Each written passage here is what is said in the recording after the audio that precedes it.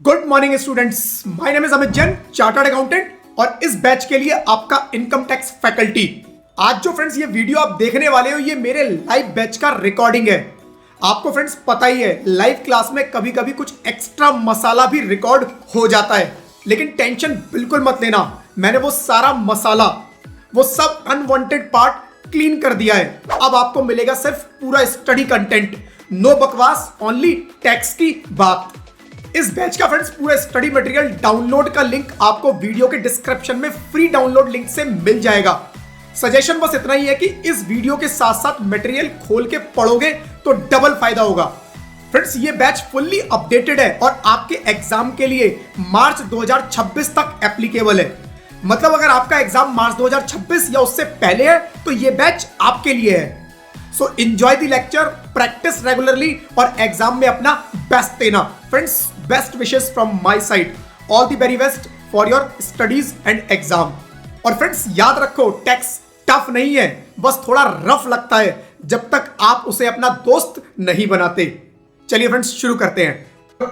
Revision ले लेते हैं, लास्ट क्लास का quick revision within 2 minute and then हम लोग आज का अपना क्लास स्टार्ट करेंगे। लास्ट क्लास में फ्रेंड्स हम लोगों ने क्या किया था? लास्ट क्लास में अभी तक हम लोग बेसिकली टैक्स के जो रेट्स हैं वो निकालना सीख रहे हैं कि टैक्स कैलकुलेट कैसे होगा डिफरेंट टाइप की इनकम्स पे, डिफरेंट सिचुएशंस के अंदर टैक्स की कैलकुलेशन कैसे करनी है। तो लास्ट क्लास में हम लोगों ने 87A की रिबेट देखी थी कि 87A की रिबेट किसे किसे मिलेगी, राइट। रिबेट 87A की कंडीशन देने के लिए सबसे पहले total income, right, up to 7 lakh, 7 lakh से ज्यादा मेरी टोटल इनकम नहीं होनी चाहिए, नंबर 1, राइट। और कितनी रिबेट मिलेगी? रिबेट अमाउंट मैक्स 25,000, 25,000 तक की मेरे को रिबेट मिल सकती है मैक्सिमम, इसके ऊपर मेरी रिबेट नहीं जाएगी। ठीक है जी। तो सबसे पहली कंडीशन, अगर इनकम 7 लाख तक है, 7 लाख 1 रुपया भी हो गई तो रिबेट नहीं देनी, रिबेट नहीं देनी है। उस केस में फिर मार्जिनल रिलीफ आएगा, रिलीफ आएगा बट रिबेट नहीं आएगी, रिबेट 0 हो जाएगी बट रिलीफ मिल जाएगा। रिलीफ में हम लोगों ने कैलकुलेट किया कि मेरे को 7 लाख पे टैक्स कैलकुलेट करना है जो कि 0 आएगा, राइट, रिबेट लगा के 0 हो जाएगा, राइट। नॉर्मली अगर फ्लैट रेट की इनकम है, मतलब स्लैब रेट की इनकम है, तो इनकम मेरा टैक्स 0 हो जाएगा। अदर इनकम अगर आ गई है तो 0 नहीं होगा, फिर कुछ टैक्स लायबिलिटी मेरी आ सकती है। बट ये 7 लाख पे मुझे पहले टैक्स कैलकुलेट करना है, फिर जो एक्चुअल इनकम है 7 लाख के ऊपर थोड़ा मार्जिन से बढ़ी है उसके ऊपर टैक्स कैलकुलेट करना है, राइट। दोनों में जो मेरा टैक्स का डिफरेंस आएगा, राइट, माइनस जो मेरा इनकम का डिफरेंस है, राइट। तो जो डिफरेंस होगा दोनों का, difference in tax minus difference in income, right, इन दोनों का टैक्स और इनकम का जो डिफरेंस होगा वो मेरा रिलीफ हो जाएगा, जो कि हमने प्रीवियस क्लास में देखा था। देन हम लोगों ने बात किया था फ्रेंड्स प्रीवियस क्लास में कैपिटल गेन के बारे में, राइट। कैपिटल गेन में हमने देखा कैपिटल गेन क्या होता है। अगर किसी कैपिटल एसेट को सेल करेंगे और उससे कुछ प्रॉफिट आया, मेरा गेन आया, तो वो मेरा कैपिटल गेन। कैपिटल गेन मेरा 2 तरह का हो सकता है, long term, right, long term capital gain and short term capital gain. 2 तरह का मेरा हो सकता है, long term, short term. Short term कब होगा? वो अगर मैंने एसेट को अपने पास कब तक रखा, अप टू 24 मंथ्स। अगर मैंने 24 महीने तक अपने पास एसेट को रखा और उसके बाद सेल किया, राइट, एसेट परचेज और सेल की डेट में 24 महीने से ज्यादा का अगर डिफरेंस है तो मेरा, राइट, 24 महीने तक का डिफरेंस है तो शॉर्ट टर्म हो जाएगा, 24 महीने से ज्यादा है तो लॉन्ग टर्म, राइट। तो मोर देन 24 मंथ्स, राइट। तो ये बाकी सारी एसेट्स के ऊपर एप्लीकेबल होगा, but shares, securities, equity oriented mutual fund, जहां पर शेयर्स पर आपने सिक्योरिटीज ट्रांजैक्शन टैक्स पे किया है, एसटीटी पे किया हो, तो normally securities exchange board, right, हमारे किसी भी अगर एक्सचेंज में अगर हमारी सिक्योरिटीज लिस्टेड है तो उस पे हमारा एसटीटी पे होता ही होता है। तो लिस्टेड सिक्योरिटीज जितनी भी होंगी, लिस्टेड शेयर्स जितने भी होंगे फ्रेंड्स, उनके ऊपर एसटीटी पे होता ही होता है। और उन सारे आइटम्स के ऊपर, शेयर्स के ऊपर, सिक्योरिटीज के ऊपर, ये जो 24 मंथ्स की कंडीशन है वो 12 मंथ्स की हो जाती है, राइट, 12 मंथ्स की हो जाती है। Up to 12 months short term, 12 months के बाद वो लॉन्ग टर्म हो जाते हैं, राइट।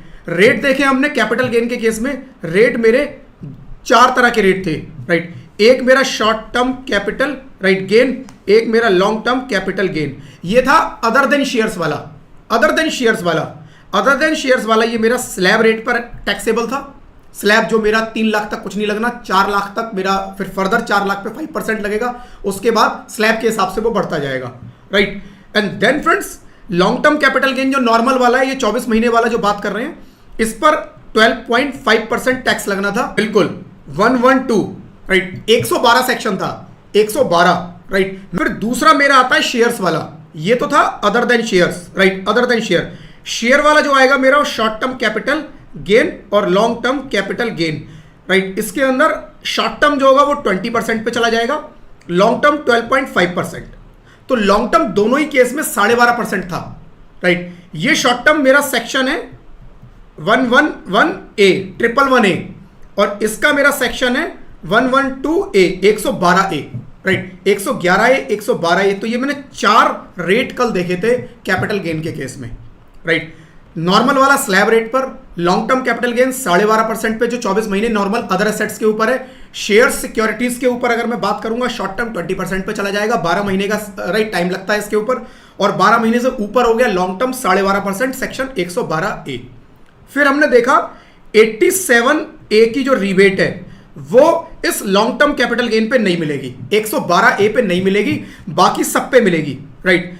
तो स्पेशल रेट की सारी इनकम, स्पेशल रेट की 4 इनकम हम लोगों ने देखी थी। एक कैजुअल इनकम देखा था जो 30% पे टैक्सेबल था, राइट। 3 ये थी, राइट, 12.5, 20 और 12.5, 112, 111A, 112A, 3 सेक्शन ये, और कैजुअल इनकम 115BB, राइट।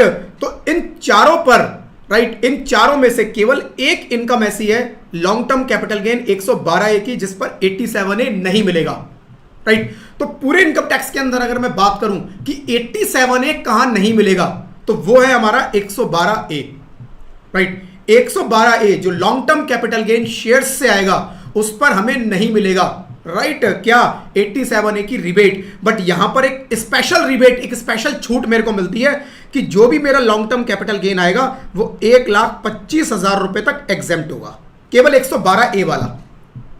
तो मेरा अगर 112 long term capital gain shares से आ रहा है 2 लाख रुपए का, 1,25,000 रुपए छूट जाएगा, केवल टैक्स जो मुझे देना है वो 75,000 रुपए पे देना है, राइट। तो यहां मेरे को एक स्पेशल ये बेनिफिट दिया गया, बट 87A मुझसे छीन लिया गया। चैप्टर 6A की मैंने डिडक्शन, राइट, चैप्टर 6A की डिडक्शन कौन सी, जो ग्रॉस टोटल इनकम के बाद देते हैं आप, जिससे टोटल इनकम आती है निकल के। तो ये चैप्टर 6A की डिडक्शन किसी भी स्पेशल रेट की इनकम से नहीं मिलेगी, किसी भी स्पेशल रेट की, राइट। तो चाहे वो कैजुअल इनकम हो 30% वाला, या ये 3 केस हो लॉन्ग टर्म कैपिटल, ये कैपिटल गेन के, इनमें से किसी पे भी आपको चैप्टर 6A की डिडक्शन नहीं मिलेगी, राइट। ये सारा कुछ हमने कब देखा था, कल देखा था। साथ में हमने फ्रेंड्स एक चीज और देखा था, एक हमारा मिनिमम एग्जेम्पशन होती है 3 लाख रुपए की, 3 लाख तक मेरा कोई टैक्स नहीं लगता। तो क्वेश्चन आया क्या ये मिनिमम एग्जेम्पशन हमें स्पेशल रेट की इनकम से भी मिल जाएगी, जहां पर फ्लैट रेट लगता है, क्योंकि स्लैब पे तो मिलता है, स्लैब पे अप टू 3 लाख कोई टैक्स नहीं है, बट क्या ये अप टू 3 लाख गेन पर जो हमारे स्पेशल रेट की अर्निंग है उन पे भी मिलेगी? तो बोला जी हाँ, कैपिटल गेन है तो ले लो, राइट। 112, 111A, 112A, ये तीनों में से कोई भी अर्निंग है ले लो। लेकिन अगर कैजुअल इनकम का केस है तो आपको ये मिनिमम एग्जेम्पशन नहीं मिलेगी। कैजुअल इनकम पे अगर मेरी जितनी अर्निंग है फ्लैट 30 देना है, कोई एग्जेम्पशन नहीं है, राइट। क्वेश्चन आया कि इन तीनों में से एग्जेम्पशन कहां से लूं, राइट। तो बोला जी जहां से आपको फायदा लगे वहां से ले लो। तो फायदा हमने कल देखा था 111A में निकल के आया था। अगर मेरी 111A की अर्निंग है, 20% टैक्स लगेगा, तो पहले एग्जेम्पशन मैं यहां से लूंगा, बच गया तो कहीं और से लूंगा, राइट। ये सारा हमने फ्रेंड्स कल देखा।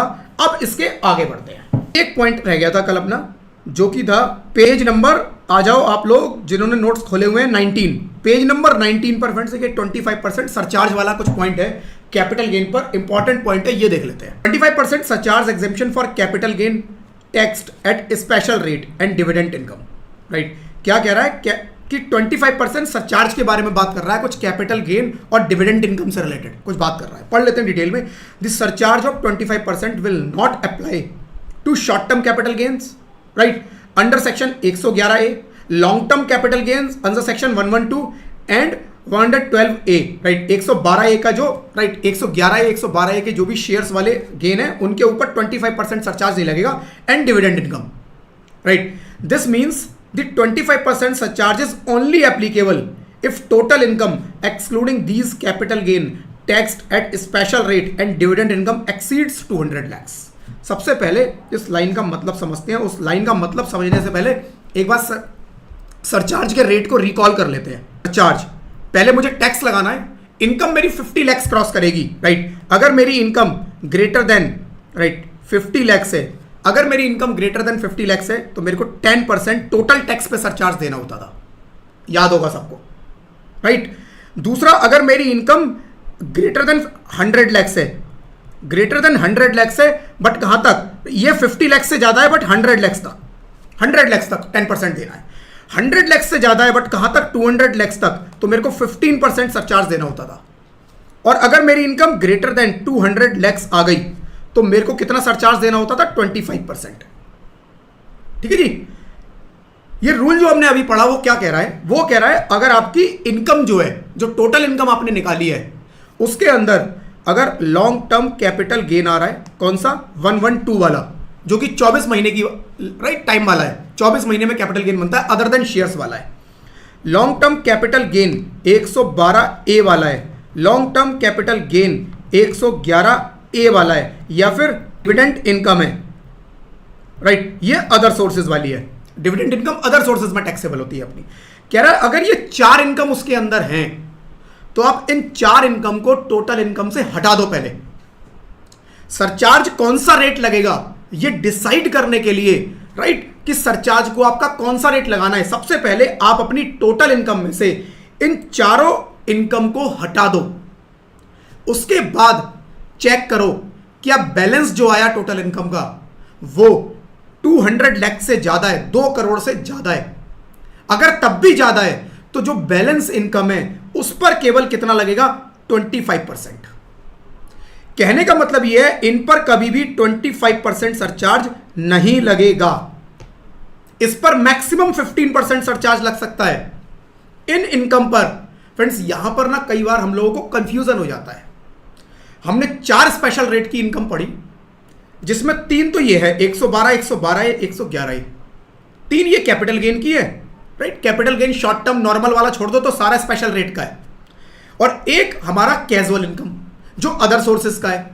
तो कई बार एग्जाम में इस तरह के क्वेश्चन आते हैं तो हमें कंफ्यूजन क्या क्रिएट हो जाता है कि हमें याद आता है स्पेशल रेट की इनकम पे सरचार्ज 25% वाला नहीं लगेगा, राइट। क्योंकि याद क्या आ रहा होता है, डिविडेंड इनकम भी अदर सोर्सेज में थी, कैजुअल इनकम भी अदर सोर्सेज में था, दोनों मिक्स हो जाते हैं कई बारी, और हम स्पेशल रेट याद रखते हैं कि स्पेशल रेट वाले पे सरचार्ज 25% नहीं लगेगा, और स्पेशल रेट पे कैजुअल इनकम भी आ जाता है, जबकि ऐसा नहीं है। फ्रेंड्स, कैजुअल इनकम में कंफ्यूज नहीं होना है। कैजुअल इनकम यहां से बाहर है। कैजुअल इनकम पे 25% लगेगा, डिविडेंड पे नहीं लगेगा। डिविडेंड पे नहीं लगेगा। डिविडेंड भी अदर सोर्सेज में आती है, कैजुअल इनकम भी अदर सोर्सेज में आती है। डिविडेंड स्पेशल रेट की इनकम नहीं है, बट फिर भी उस पर सरचार्ज 25% नहीं लगेगा, तो इसको स्पेशल रेट नहीं कंसीडर करना है। आपको अगर याद करना है तो आप याद ऐसे करोगे, special rate for capital gains and dividend income. खाली स्पेशल रेट वर्ड याद नहीं करना है, अदरवाइज कैजुअल इनकम घुसा दोगे आप उसमें, और ये गलतियां बहुत होती हैं फ्रेंड्स, राइट। तो ध्यान मुझे ये रखना है कि special rate on capital gain plus dividend, right, special rate on capital gain plus dividend, ये इनकम कोई आई अगर मेरी टोटल इनकम में, अभी एग्जांपल के साथ दिखाऊंगा, राइट, तो आपको उस इनकम पे 15% सरचार्ज मैक्सिमम लगाना है, 25% सरचार्ज नहीं लगेगा। तो इस इनकम की वजह से कभी भी ना ही इस इनकम पे 25% लगेगा, ना ही इस इनकम की वजह से 25% लगेगा, राइट। इसकी वजह से भी अगर 2 करोड़ क्रॉस हो रहा है तो इसको हटा के देखो, क्या 2 करोड़ फिर भी है? अगर हां फिर भी है तो उस बैलेंस पर लगा दो 25%। कैसे, अभी दिखाऊंगा, राइट। बट ये थ्योरी थी, एक मोटा मोटा थ्योरी। अब मान लो फ्रेंड्स, एक एग्जांपल के साथ समझते हैं। मेरी टोटल इनकम में क्या क्या है, सपोज सैलरी है। सैलरी कितने की है मेरी, 75 lakhs की। मेरी हाउस प्रॉपर्टी से इनकम है, मेरी बहुत बड़ी बड़ी कुछ दुकानें हैं, घर हैं, मैंने सब किराए पे उठा रखे हैं, 75 लाख रुपए साल की मेरी उससे रेंटल इनकम आती है, राइट। देन मेरे पास बिजनेस एंड प्रोफेशन भी है, राइट, बिजनेस प्रोफेशन भी है। बिजनेस प्रोफेशन से मेरी 25 lakhs, 25 लाख रुपए की मेरी अर्निंग मेरे बिजनेस से भी आती है, राइट। इसके अलावा मेरा क्या है, कैपिटल गेन। मेरा कैपिटल गेन है, कैपिटल गेन कितने का है मेरा, एक तो 100 सपोज 111 ए वाला है, राइट, कुछ 10 लाख रुपए का, 112 ए वाला है कुछ 15 लाख रुपए का, और 112 वाला भी है कुछ 10 लाख रुपए का, ठीक है जी। और यहां पर मेरा अदर सोर्सेज भी है, अदर सोर्सेज के अंदर मेरा क्या क्या है, 2 आइटम है, क्या क्या, राइट, अच्छा ये कितना हो गया, 15 10 25 और 10 35 लाख, 35 लैक्स, राइट। और मेरे पास अदर सोर्सेज के अंदर 2 तरह की इनकम है, एक डिविडेंड है, राइट, और एक मेरी कैजुअल इनकम है। डिविडेंड मेरा 5 लाख रुपए का है, और कैजुअल इनकम या डिविडेंड मेरा 15 लाख रुपए का है, और कैजुअल इनकम मेरी सपोज केवल 10 लाख रुपए का है, राइट, कैजुअल इनकम 10 लाख रुपए की है। तो ये कितना हो गया, 15 और 10 25 लाख रुपए की मेरी अदर सोर्सेस से, सारा मैंने इसमें इंक्लूड कर दिया इस एग्जांपल के अंदर, ठीक है जी। अब टोटल इनकम एक बार निकाल लो कितनी आ गई, 75 डेढ़ लाख की हो गई, 2 लाख की हो गई, 2,35,000, 2.35 करोड़ की हो गई, 235 लाख रुपए की मेरी अर्निंग हो गई, 2,35 लाख रुपए की मेरी अर्निंग हो गई, राइट। अब रूल क्या बोलता है, आप क्या करो, ये आपकी क्या आई, gross, right, gross total income, या इसको आप टोटल इनकम भी बोल सकते हो, ठीक है जी। तो क्या क्या है इसके अंदर, सैलरी 75 लाख की, house property 75 lakh, business profession 75 lakh, capital gain 111 ए का 10 लाख का, 112 ए का 15 लाख का मेरा आ रहा है, शेयर्स वाला, राइट, ये शेयर्स वाला है, विदाउट शेयर्स मैंने कुछ प्रॉपर्टी सेल की होगी 10 लाख रुपए की प्रॉफिट, वो भी आ गया मेरा 35 लाख रुपए। डिविडेंड से मेरी 15 लाख रुपए की मोटी मोटी इन्वेस्टमेंट है, वो आ गया मेरा, कुछ मैंने गैम्बलिंग किया उससे भी मैं जीत गया 10 लाख रुपए, राइट, तो 25 लाख रुपए मैंने ये कमाए, तो 2,35 लाख रुपए की मेरी टोटल अर्निंग हुई। अगर मैं फ्लैट देखूं, बिल्कुल कोई मुझे इस रूल के बारे में नहीं पता जो अभी हमने डिस्कस किया, तो मेरे दिमाग में सीधा आएगा 25% सरचार्ज लगेगा। अब इस केस में टैक्स निकालो और सरचार्ज लगा दो, राइट, स्लैब पे निकालो जो स्पेशल रेट की है, स्पेशल रेट से निकालो और सरचार्ज लगा दो, बट नहीं, यहां हमें करना क्या पड़ेगा, यहां हमें ये देखना है कि टोटल इनकम में चेक करना है कि जो आपकी टोटल इनकम है, राइट, इनकम कितनी है, 235 लैक्स, 2,35 लाख रुपए की, इसमें 4 इनकम अलग करनी है मुझे, कौन कौन सी, 111 है, 112 है, 112 और डिविडेंड, ये 4 इनकम अलग कर दो, कितनी हो गई, 15 और 10 25 और 10 35 और 15 50 लाख रुपए की ऐसी अर्निंग जिन पर 25% लगना ही नहीं है। तो इस पर 50 लाख आप इसमें से रिड्यूस करके देखो, और उसके बाद मेरा कितना बचता है, 185 लैक्स। अब ये जो आया, क्या ये 2 करोड़ से ज्यादा है? अगर आंसर आए यस ये 2 करोड़ से ज्यादा है, तो केवल इससे रिलेटेड जो टैक्स है उस पर 25% लगा दो। इससे रिलेटेड जो टैक्स है, ये 185 वाला, सारा नहीं, 185 वाला जो टैक्स है, इसके ऊपर कितना लगा दो, 25%, और बाकी जो 50 लाख वाला है इसके ऊपर 15% सरचार्ज। अभी कैलकुलेशन करेंगे, डोंट वरी, ठीक है, एक एग्जांपल समझ रहे हैं अभी। तो यहां पर फ्रेंड्स कैलकुलेशन कैसे होगी, एक यहां पर अगर कैलकुलेट करके देखें, थोड़ा सा मेरा कैलकुलेशन बताते रहना, मुझे नंबर बताते रहना बस, ठीक है। अब यहां पर ग्रॉस टोटल इनकम मेरी आ गई, टैक्स लायबिलिटी कैलकुलेट करनी है मुझे, टैक्स लायबिलिटी। अब टैक्स लायबिलिटी कैसे कैलकुलेट होगी फ्रेंड्स, टैक्स लायबिलिटी सबसे पहले मेरे को निकालना है slab rate, right, slab rate से पहले नॉर्मल टैक्स निकालो, कोई दिक्कत नहीं है, सरचार्ज के टाइम पे सोचेंगे, जो स्टोरी है वो सरचार्ज की है सारी। तो स्लैब रेट वाली अर्निंग कौन कौन सी है, देखो 75 और 75 1.5, राइट, 75 1.5, 175 ये हो गई, ये मेरी नॉर्मल रेट की इनकम है, और 175 के अलावा ये डिविडेंड इनकम है, 175 और 15 180, 1,80,00,000 रुपए के ऊपर एक बार टैक्स कैलकुलेट करके मुझे बताना कितना आ रहा है। ठीक है, 50,90,000 का स्लैब रेट पे आ गया। अब स्पेशल रेट, अब स्पेशल रेट वाले पे कैलकुलेट कर लो, कौन कौन से स्पेशल रेट वाले, देखो 111A, 112A, 112 और एक कैजुअल इनकम। मैं ये नीचे से हटा दे रहा हूँ इसको, ये तो कॉन्सेप्ट मैंने बताया था, हटा दे रहा हूँ इसको नीचे से, राइट, और एक कैजुअल इनकम कितनी कितनी है, 111A की 10 15 10 10 15 10 और कैजुअल इनकम है मेरी 10 लाख रुपए की, राइट। 111A पे लगा दो कितना, पहला 111 ही है ना, हाँ ठीक है, इस पर लगा दो 20%, इस पर लगाओ 112 में से 15 में से 1.25 लाख माइनस होगा, याद रखना है 15 में से 1,25,000 रुपये की छूट मिलनी है, बैलेंस पे 12.5%, और ये 112 वाले पे राइट, इस पे मेरा कितना लगेगा 12.5%, और कैजुअल इनकम पे 30%, राइट। अब ये टैक्स कैलकुलेट कर लो एक बार जरा। 10 लाख पे 20%, 2 लाख रुपए ये हो गया, राइट। 13.5 लाख पे 1,68,750 ये हो गया, और 12.5% 10 लाख पे हो गया 1,25,000, और 3 लाख ये हो गया। कुछ टोटल टैक्स लायबिलिटी मेरी कितनी आ गई? 58,83,750। देखना ठीक कैलकुलेट किया मैंने, जरा एक बार चेक कर लेना, राइट। 58,83,750, ये 1,71,875 हो जाएगा, 1,71,875, ठीक है। टोटल भी ठीक कर लो, 58,86,875 आ रहा है टोटल, ठीक है जी। 58,86,875 ये टैक्स आ गया before surcharge, tax before surcharge आ गया, राइट। टैक्स बिफोर सरचार्ज आ गया। स्लैब रेट पे ये इनकम निकाल ली ना 50,90,000, राइट।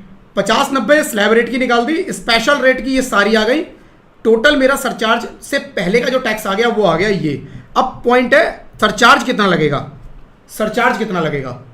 तो सरचार्ज जो मेरा लगेगा, मैंने अभी कैलकुलेट किया कि मेरी 50 लाख की अर्निंग ऐसी है जो कि 15% पे जाएगी, बाकी जो बची वो कितने की आई?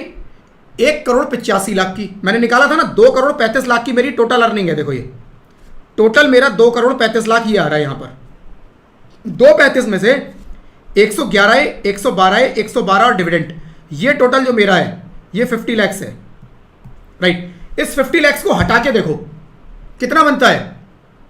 185, 1,85,00,000, और 1,85,00,000 15 में आएगा, 25 में, 15 में आएगा। अगर ये 2 करोड़ क्रॉस कर जाता तब उस केस में मेरा सरचार्ज कितना लगता? इस इनकम पे लगता, बैलेंस इनकम पे 25%, और इन इनकम पे लगता 15%।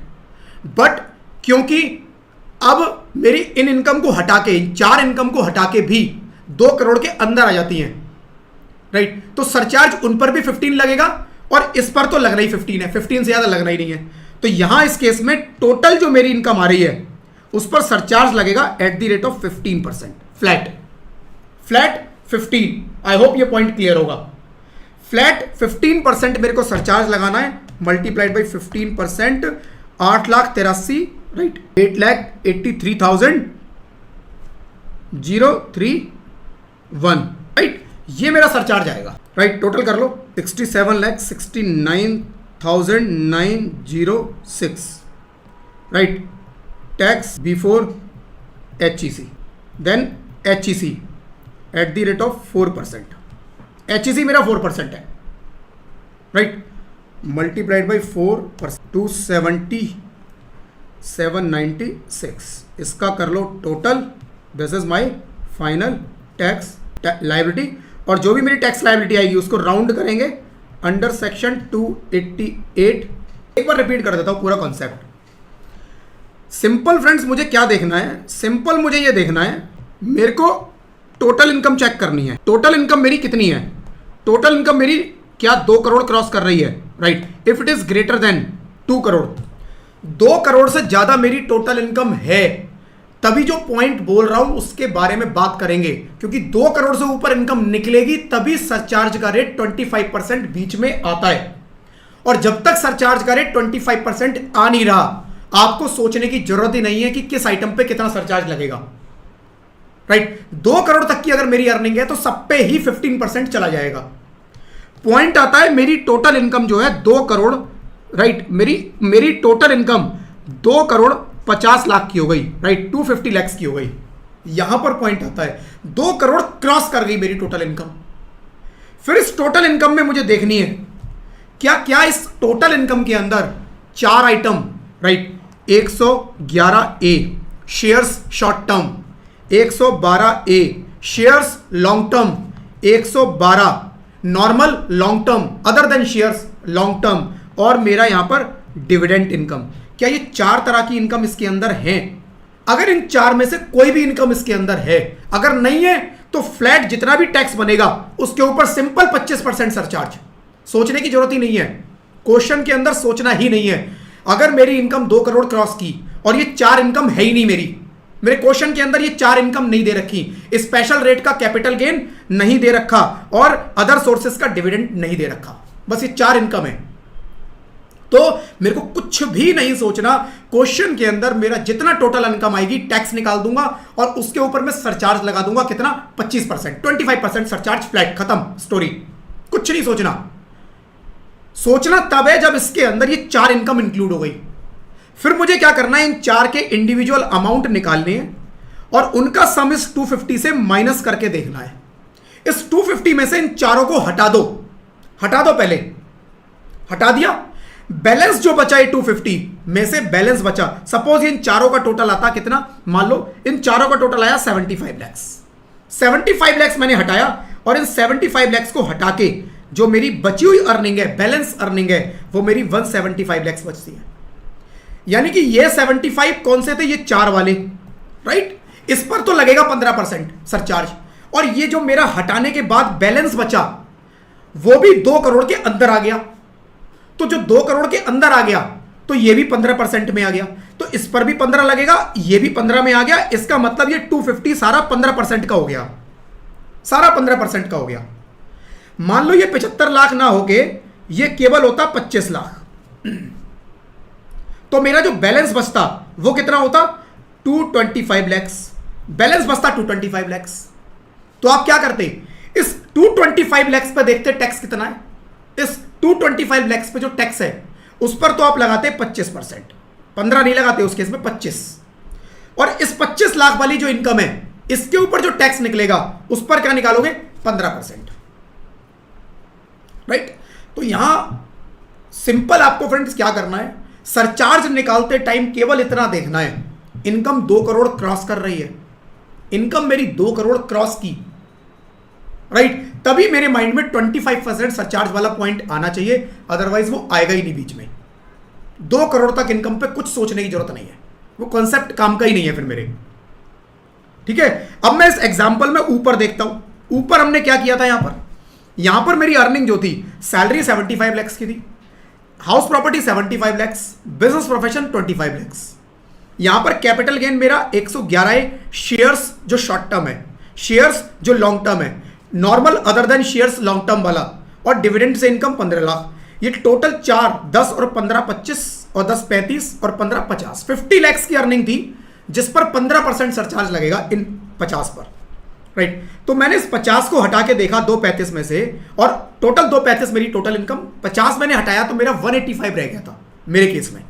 इस एग्जांपल में 185 मैंने देखा, 185 का मतलब क्या हुआ, सरचार्ज लग रहा ही नहीं, तो 25%, 25% सरचार्ज लगेगा, राइट। 15% सरचार्ज लगेगा, तो इस 185 पे भी 15% लग रहा है, और ये जो 50 लाख है इस पे तो 25 लगना ही नहीं, उस पे भी 15 लगना है। तो इसका मतलब क्या हुआ, जो मेरी 235 की अर्निंग है वो सारी 15% वाली हो गई। अलग अलग करने की जरूरत नहीं है। अभी एक एग्जांपल क्रिएट करा दूंगा जिसमें अलग अलग भी करना पड़ेगा। अभी अलग एग्जांपल ले रहा हूं, बिल्कुल उसमें बिल्कुल क्लियर हो जाएगा। और ये एग्जांपल फ्रेंड्स मैं एड हॉक ही क्रिएट करता हूं, मेरे पास कहीं लिखे हुए नहीं है, तो कई बार कुछ छोटी मोटी उसमें गलती रह जाती है, तो बट कॉन्सेप्ट को समझेंगे, उस गलतियों को इग्नोर करेंगे, ठीक है ना। तो मेरी सपोज फ्रेंड्स से इनकम है 100 लैक्स की, राइट। काफी मोटे पैकेज पे हूं, किसी कंपनी का सीईओ हूं मैं, राइट। तो मेरी 100 लैक्स की सैलरी है, एंड मेरी हाउस प्रॉपर्टी से अर्निंग है कितने की, सपोज हाउस प्रॉपर्टी से मेरी अर्निंग है 125 लैक्स की, ठीक है। इसके अलावा मेरा कैपिटल गेन है, कैपिटल गेन मेरा क्या है, 112 ए वाला है, 111 ए वाला है, और मेरा 112 वाला है। ये मेरा कितना है, 25 लैक्स का है, ये मेरा कितना है, 25 लैक्स का है, और ये मेरा 50 लैक्स का है, ठीक है। तो टोटल मेरा कैपिटल गेन कितना हो गया, 100 लैक्स का कैपिटल गेन हो गया, राइट। यहीं तक रखते हैं इसको बस। टोटल इनकम कितनी हो गई मेरी, टोटल इनकम हो गई मेरी 325 लैक्स की, 325 लैक्स की। तो अगर मैं स्पेशल रूल को भूल जाऊं तो यहां पर मेरा टोटल पे जो टैक्स बनेगा उस पर 25% सरचार्ज लग जाए, बट ऐसा नहीं करना है। पहले टैक्स कैलकुलेट करते हैं। टैक्स मेरा स्लैब रेट पे निकाल, स्लैब रेट पे 2 ही आइटम है मेरे स्लैब रेट के, ये वाले, ये सब स्पेशल के हैं, 112 111 112 सब स्पेशल रेट की अर्निंग है। तो स्लैब रेट मेरा लगेगा 225 लैक्स पर, 64,40,000 का टैक्स बनता है, ठीक है। 64,40,000 रुपए का टैक्स मेरा बनेगा स्लैब पे 225 पे। देन निकालेंगे स्पेशल रेट। स्पेशल रेट में कौन कौन से हैं, 112A, 111A and 112 capital gain, ये 25 लैक्स, ये 25 लैक्स और ये 50 लैक्स। 112A माइनस इसमें से करो 1.25 लैक्स और बैलेंस पे कितना लगेगा 12.5%। यहां 111A मल्टीप्लाइड बाई 20% और ये मल्टीप्लाइड बाई 12.5%। ठीक है, ये टैक्स। अब एक बार सारा टैक्स ऐड कर लो। 78,61,875। यहां तक कोई प्रॉब्लम नहीं थी। यहां तक तो आपने ऑलरेडी डे 1 पे कर लिया था, डे 1 डे 2 में कर लिया था ऑलरेडी, राइट। पॉइंट आता है यहां पर कि अब सरचार्ज लगेगा, राइट। यहां पर अब सरचार्ज लगेगा, सरचार्ज कितना लगाऊं, राइट। तो मेरे को क्या देखना है फ्रेंड्स, सरचार्ज के लिए मेरी टोटल इनकम कितने की 325 की। इस 325 में से स्पेशल रेट की जो अर्निंग है कौन सी 111 है, 112 है और 112, ये तीनों हटा दो और इसमें डिविडेंड होता तो वो भी हटा देते, राइट। तो ये तीनों अर्निंग यहां से हटाओ 100 लैक्स। तो 325 माइनस अगर मैं 100 करूं इसमें से तो ये बचेगा 225। ये देखो 225 क्या 2 करोड़ से ज्यादा है? यस, 2 करोड़ से ज्यादा है।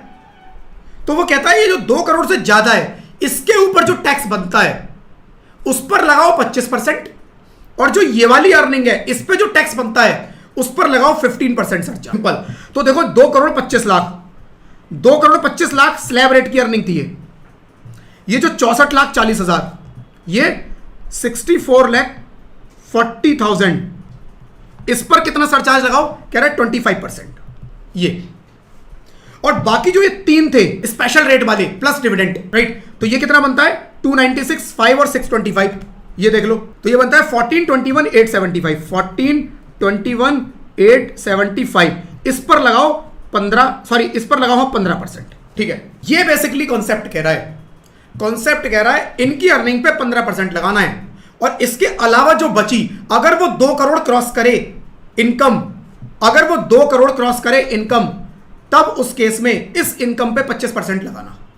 पहले केस में 2 करोड़ क्रॉस नहीं की थी इसलिए टोटल पे हमने 15 कर दिया। अदरवाइज हम इस तरह से करेंगे, राइट। तो आप निकाल लो मल्टीप्लाइड बाई 15%, 2 13 281। ठीक है जी, ये मेरी फाइनल टैक्स लायबिलिटी आएगी। अच्छा इसके अंदर वो एक सेकंड टैक्स भी तो जोड़ोगे, इन तीनों का टोटल कर लो। इन तीनों का टोटल कर लेना और उसके ऊपर 4% सरचार्ज लगाते हैं। आएगी 1,00,72560। ठीक है जी, 1,72,560 रुपए आफ्टर HEC। चेक कर लेना एक बार ये आंसर। आई होप क्लियर होगा ये पॉइंट। मैंने बिफोर और आफ्टर दोनों वाली आपको पोजीशन दिखा दी कि 2 करोड़ क्रॉस भी कर रहा है, 2 करोड़ नहीं भी कर रहा है। और एक गलती मत कराना, अभी टोटल इनकम देखो 2 करोड़ के अंदर है, 15 ही लगाया हो सकता है वो 1 करोड़ के अंदर हो तो 10 लगाना। ठीक है, ये गलती मत कर देना कि मैंने बोला था 2 करोड़ के अंदर हो तो 15 लगेगा। नहीं, वो 2 करोड़ के अंदर 1 करोड़ के अंदर है तो 10 ही लगाना। ठीक है। अच्छा एक कल मैंने टेबल दिखाया था ना, तो एक लास्ट पॉइंट रह गया था। मैंने टेबल बना रखा है, देखो किस केस में क्या अप्लाई होगा। इस टेबल को देख लेना, आपकी हेल्प करेगा। तो सरचार्ज 25% एप्लीकेबल मैंने कल बोला था कि अभी कॉन्सेप्ट बताया नहीं है, उसके बाद बताऊंगा। तो यहां चार्ट के अंदर देखोगे शॉर्ट टर्म कैपिटल गेन है, लगेगा नॉर्मल वाला। लॉन्ग टर्म कैपिटल गेन 112 वाला है, नहीं लगेगा। 111A वाला है, नहीं लगेगा। 112A वाला है, नहीं लगेगा। कैजुअल इनकम के केस में एक 25% लगेगा। कैजुअल इनकम पे गलती मत कराना, वो डिविडेंड है, डिविडेंड को अलग करना है। इंडिविजुअल की टैक्स कैलकुलेशन खत्म हो चुकी है। Now you all are expert in individual tax calculation, right. अब एक नया कॉन्सेप्ट शुरू करते हैं friends, taxability of income of partnership form. अच्छा पार्टनरशिप फॉर्म से पहले ना मैं पहले HUF करवा देता हूं। HUF आ गया, HUF के बाद भी एक छोटा सा पॉइंट है, राइट। पेज नंबर 42 पे पॉइंट नंबर 20 है अपना पर्सन। पर्सन क्या होते हैं फ्रेंड्स? एक तो पर्सन मैं और आप हैं, जो हमें एक लेमैन को समझ में आता है कि पर्सन कौन है। अमित, राइट, नितिन, दक्ष, शहबाज, दिव्या, अलग अलग लोग हैं, माधवी, अलग अलग मैं नाम देख पा रहा हूं, राइट। तो अलग अलग लोग ये पर्सन है, इंडिविजुअल। तो हम सब किस कैटेगरी में आते हैं फ्रेंड्स? ये पहली कैटेगरी में आते हैं, इंडिविजुअल, जिसका टैक्सेशन अभी हमने सीखा, राइट। अभी तक जो हमने सीखा वो इंडिविजुअल कैटेगरी में हम लोग आते हैं। इसके अलावा इनकम टैक्स के अंदर और भी अलग अलग पर्सन हो सकते हैं, जैसे कि Hindu undivided family. Hindu undivided family क्या होती है? जो हिंदू फैमिलीज हैं उनके ऊपर हिंदू लॉ जो है फ्रेंड्स वो अप्लाई होता है। यहां पर वो क्या बोलते हैं कि जी एक फैमिली पूरी मिलके एक बिजनेस को कर रही है, तो वो हिंदू अनडिवाइडेड फैमिली हो जाएगी कि मिलके वो एक बिजनेस को कर रहे हैं, राइट। HUF जिसको हम बोलते हैं, HUF, हिंदू अनडिवाइडेड फैमिली। उसका जो टॉप मोस्ट सीनियर पर्सन होगा, सबसे मेल मेंबर, वो करता होगा, राइट। तो मान लो आपकी अगर एचयूएफ की बात करूं, अगर आप लोगों की अभी शादी नहीं हुई है, जब तक आप लोगों की शादी नहीं हुई है तब तक आप लोग अपने फादर के एचयूएफ का पार्ट है। तो आपके फादर एचयूएफ के कर्ता हैं जो कि उस एचयूएफ को चलाएंगे, उस बिजनेस को चलाएंगे। तो एक फैमिली बिजनेस टाइप से होता है ये, राइट, जिसकी टैक्सेबिलिटी अभी मैं कवर करने वाला हूं नेक्स्ट, और अगले 10 मिनट में कवर हो जाएगी वो। बस 10 मिनट लगेंगे अब आपको वो समझने में, अगर आपने इंडिविजुअल समझ लिया है, राइट। तो एचयूएफ एक कंपनी क्या हो गई? कंपनी, नॉर्मल कंपनी, आपने देखा होगा company ABC private limited, ABC limited, right. तो ये सारी कंपनीज हैं। तो ये कंपनी का टैक्सेशन हम लोग सीखेंगे। फर्म, पार्टनरशिप फर्म, 2 लोग, 3 लोग, 4 लोगों ने मिलकर एक फर्म बना ली, राइट, फर्म बना ली। कंपनी क्या होती है? एमसीए में रजिस्टर्ड होती है, प्रॉपर उसका इनकॉर्पोरेशन होता है, स्ट्रक्चर्ड तरीके से गवर्नमेंट के रूल्स के हिसाब से चलती है। फर्म जो होती है ना, थोड़ा अनस्ट्रक्चर्ड सा है, एक स्टैम्प पेपर पे थोड़ा सा कुछ क्रिएट कर लिया, लिख दिया जी इतने की शेयरिंग होगी, और एक अपनी फर्म क्रिएट कर ली। बहुत सारे लीगल चैलेंजेस इसको रन करने में आते हैं कई बार जब डिस्प्यूट होते हैं, तो नॉर्मली इसको अवॉइड किया जाता है, बट यस लोग करते हैं इसको भी, राइट। तो ये एक पार्टनरशिप फर्म हो गई। इसका टैक्सेशन कैसे होगा? एक हो गई association of person, body of individuals, weather incorporated और नॉट, राइट। एओपी बीओआई क्या हो गई? AOP association of person, body of individuals, पहले बॉडी ऑफ इंडिविजुअल्स, मल्टीपल लोगों ने मिलकर कुछ काम करने के लिए। मान लो मैं एक सोसाइटी में रहता हूं, मेरी सोसाइटी में अब दिवाली का एक इवेंट होना है। 10 लोगों ने मिलकर सोचा एक दिवाली का बड़ा सा इवेंट करते हैं और लोगों को बुलाएंगे, उसके अंदर टिकट रखेंगे। उस पर्टिकुलर इवेंट के लिए हम 10 लोग मिले, हम 10 लोगों ने एक इवेंट करवाया, और उसके बाद हमारा 10 लोगों का जो हमने बनाया, सेटअप क्रिएट किया, वो खत्म। कोई परमानेंट सेटअप नहीं था, बस एक पर्टिकुलर इवेंट के लिए हम लोग मिले थे, और उसके बाद हमने खत्म कर दी स्टोरी। तो हम क्या है? बॉडी ऑफ इंडिविजुअल्स मिलके कुछ काम कर रहे हैं, कुछ पर्टिकुलर काम कर रहे हैं, बट वो लॉन्ग टर्म नहीं होता नॉर्मली। और एसोसिएशन ऑफ पर्संस क्या होगी? मान लो सारे इंडिविजुअल हैं उसका पार्ट, तब तो वो बॉडी ऑफ इंडिविजुअल। मान लो 10 लोग मिले और उसमें एक कंपनी भी बीच में आ गई, कहती है जी हम भी काम करेंगे, हमारी कंपनी में ऐसे ऐसे हम सपोर्ट कर देंगे इस इवेंट को कराने में, हमें इवेंट मैनेजमेंट का अच्छा वो है, हम यहाँ लाइटिंग, डेकोरेशन और आपकी सब करवा देंगे, थोड़ा हमारी स्पॉन्सरशिप कर देना।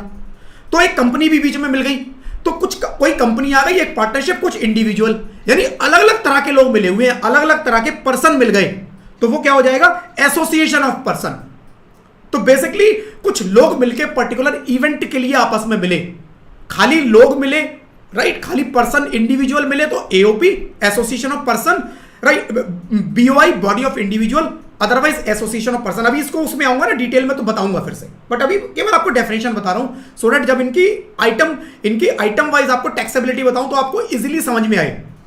लोकल अथॉरिटी होती है, लोकल अथॉरिटी क्या है? जैसे एमसीडी, दिल्ली में एमसीडी है, ऐसे हर जगह एक कॉर्पोरेशन डिपार्टमेंट होता है जो उस जगह को देखता है, तो नॉर्मली ये लोकल अथॉरिटीज होती है। तो इनकी टैक्सेबिलिटी कैसे होगी? एक आर्टिफिशियल जुडिशियल पर्सन होता है जो कि ऊपर कोई भी कवर्ड नहीं है, वो यहां चला जाएगा।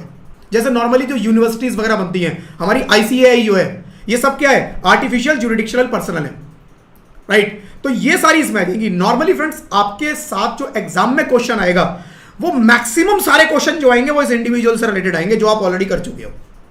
कुछ थोड़ा बहुत पूछा जा सकता है एचयूएफ से या किसी और से, बट मैक्सिमम आपके पास जो देखने को मिलेगा वो इंडिविजुअल वाला देखने को मिलेगा। आपके स्कोप में ज्यादा यही है, आप जितना आगे जाके पढ़ोगे ना, मैक्सिमम चीजें आपको इंडिविजुअल वाली मिलेंगी, राइट। तो अभी फ्रेंड्स मैं नेक्स्ट आपको जो कवर करवाने वाला हूं दैट इज एचयूएफ। एचयूएफ देखते हैं एक बार, क्योंकि एचयूएफ को समझना, अगर आपने इंडिविजुअल को अच्छे से समझा है तो एचयूएफ में कुछ बचता नहीं है। Computation of tax liability of HUF. HUF refers to a family that follows the Hindu religion के लिए, राइट, क्योंकि वो हिंदू लॉ से ड्राइव हो रहा है basically. The senior most male member, अभी भी वो मेल डोमिनेंट है क्योंकि पुराना लॉ बना हुआ है, तब से चल रहा है, राइट। तो सीनियर मोस्ट मेल मेंबर जो होगा फैमिली का, वो करता वो होगा, वो उसको देखेगा, उस बिजनेस को पूरा वो देखेगा। Is responsible for managing and controlling the affairs of HUF. Business को अफेयर बोलते हैं, बिजनेस को कंट्रोल करने के लिए वो देखेगा। एनी एंसेस्ट्रल प्रॉपर्टी, बिजनेस और assets received by Kartar considered common property of family. तो क्या होता है, ऊपर से कोई एंसेस्ट्रल प्रॉपर्टी मिली, एंसेस्ट्रल एसेट्स मिली, उससे हम बिजनेस कर रहे हैं, तो वो पूरे फैमिली का बिजनेस है, उस पर किसी एक का राइट नहीं है। तो नॉर्मली उस तरह की एसेट्स होती हैं, उस तरह के कोई पुरानी दादाओं परदादाओं की दुकान चली आ रही है, बिजनेस चला रहा है, उसको फैमिली मिलकर चला रही है, तो वो नॉर्मली एचयूएफ का पार्ट हो जाता है, राइट। और एसेट रिसीव करता है considered common property of the family and tax implication of this property are outline below. Normal income of Hindu undivided family shall be at slab rate same as individual. तो आप देखो income उसकी जो आएगी वो अभी मैंने इनकम कैलकुलेट करने के तरीके आपको बताए नहीं है किसी के भी, तो इनकम को भी साइड कर दो। मान लो इनकम आपको आ गई टोटल इनकम, उस टोटल इनकम पर जब आप टैक्स लगाओगे तो एग्जैक्टली इंडिविजुअल वाले स्लैब लगा देना, सोचने की जरूरत ही नहीं। अभी डिफरेंस देखो, जब डिफरेंस आएगा वहां बता दूंगा। ये सब सेम है, सरचार्ज एग्जैक्टली सेम है। आ गया सरचार्ज बिल्कुल सेम है, वही 50 लाख तक 50 से 100 100 लाख, 50 लाख से 1 करोड़ तक 10%, 1 करोड़ के ऊपर 2 करोड़ तक 15%, 2 करोड़ के ऊपर 25%। Exactly surcharge 25% shall be applicable only if total income excluding short term capital gain 111 है, long term capital gain 112, long term capital 112 है and dividend income is exceeding 200 lakh, जो अभी भी सीखा। कह रहा है 4 इनकम हटा के अगर देखो 2 करोड़ क्रॉस कर रहा है तो 25% देना, वो एचयूएफ में भी एप्लीकेबल है, एग्जैक्टली सेम एचयूएफ में एप्लीकेबल है। मार्जिनल रिलीफ यहां पर भी मिलेगा, बिल्कुल वैसे ही मिलेगा। शॉर्ट टर्म कैपिटल गेन यहां पर भी 20% लगेगा। 112A का long term capital gain shares वाला यहां भी 1,25,000 की छूट मिलेगी, 12.5% लगेगा। यहां पर भी कैजुअल इनकम 30% पे होगी, सब कुछ वही है। Adjustment of exemption deficiency 3 lakh मान लो मेरी कैपिटल गेन है, तो मैं 3 लाख की एग्जेम्पशन ले सकता हूं, यस ले सकते हो। कहां से? कहीं से भी, जैसे इंडिविजुअल था वही ये कह रहा है। एडजस्टमेंट ऑफ एग्जेम्पशन डेफिशिएंसी कह रहा है अगर कुछ मिले for resident HUF if total income excluding long term capital gain 112 short term capital gain 111 casual income is below the income tax exemption limit of 3 lakh, the shortfall in exemption can be adjusted following manner। कह रहा है इस sequence में कर लो, पहले short term से कर लो क्योंकि फायदा शॉर्ट टर्म से ही है। ये लॉ नहीं बोल रहा है, ये मैंने लिखा है कि इस सीक्वेंस में करना, क्योंकि आप अपने मन से जो मर्जी करना, लेकिन आपको टैक्स बचाना है ज्यादा से ज्यादा। टैक्स बचाना है तो पहले शॉर्ट टर्म से करोगे, फिर जिस मर्जी, इन दोनों में से जो मर्जी कर लो आगे पीछे। कैजुअल इनकम से अलाउड नहीं है, such adjustment is not allowed from casual income. जो डिफरेंस आता है फ्रेंड्स वो ये वाला पॉइंट है बस। जितना सेम इंडिविजुअल वही सेम एचयूएफ है। तो अगर क्वेश्चन में इंडिविजुअल आ जाए चाहे एचयूएफ आ जाए, ब्लाइंडली सेम कैलकुलेशन करा ना, बस 87A की रिबेट नहीं देनी है। 87A की रिबेट जो 7 लाख तक की इनकम पे 25,000 रुपए टैक्स की मिलती थी, 87A की रिबेट जो 7 लाख तक की इनकम पे 25,000 रुपए की मिलती थी, वो केवल और सिर्फ किसको मिलेगी? इंडिविजुअल को, वो रेजिडेंट को, वो आपके एचयूएफ को नहीं मिलेगी। बस ये रिबेट का फर्क है, ये ध्यान रखना फ्रेंड्स।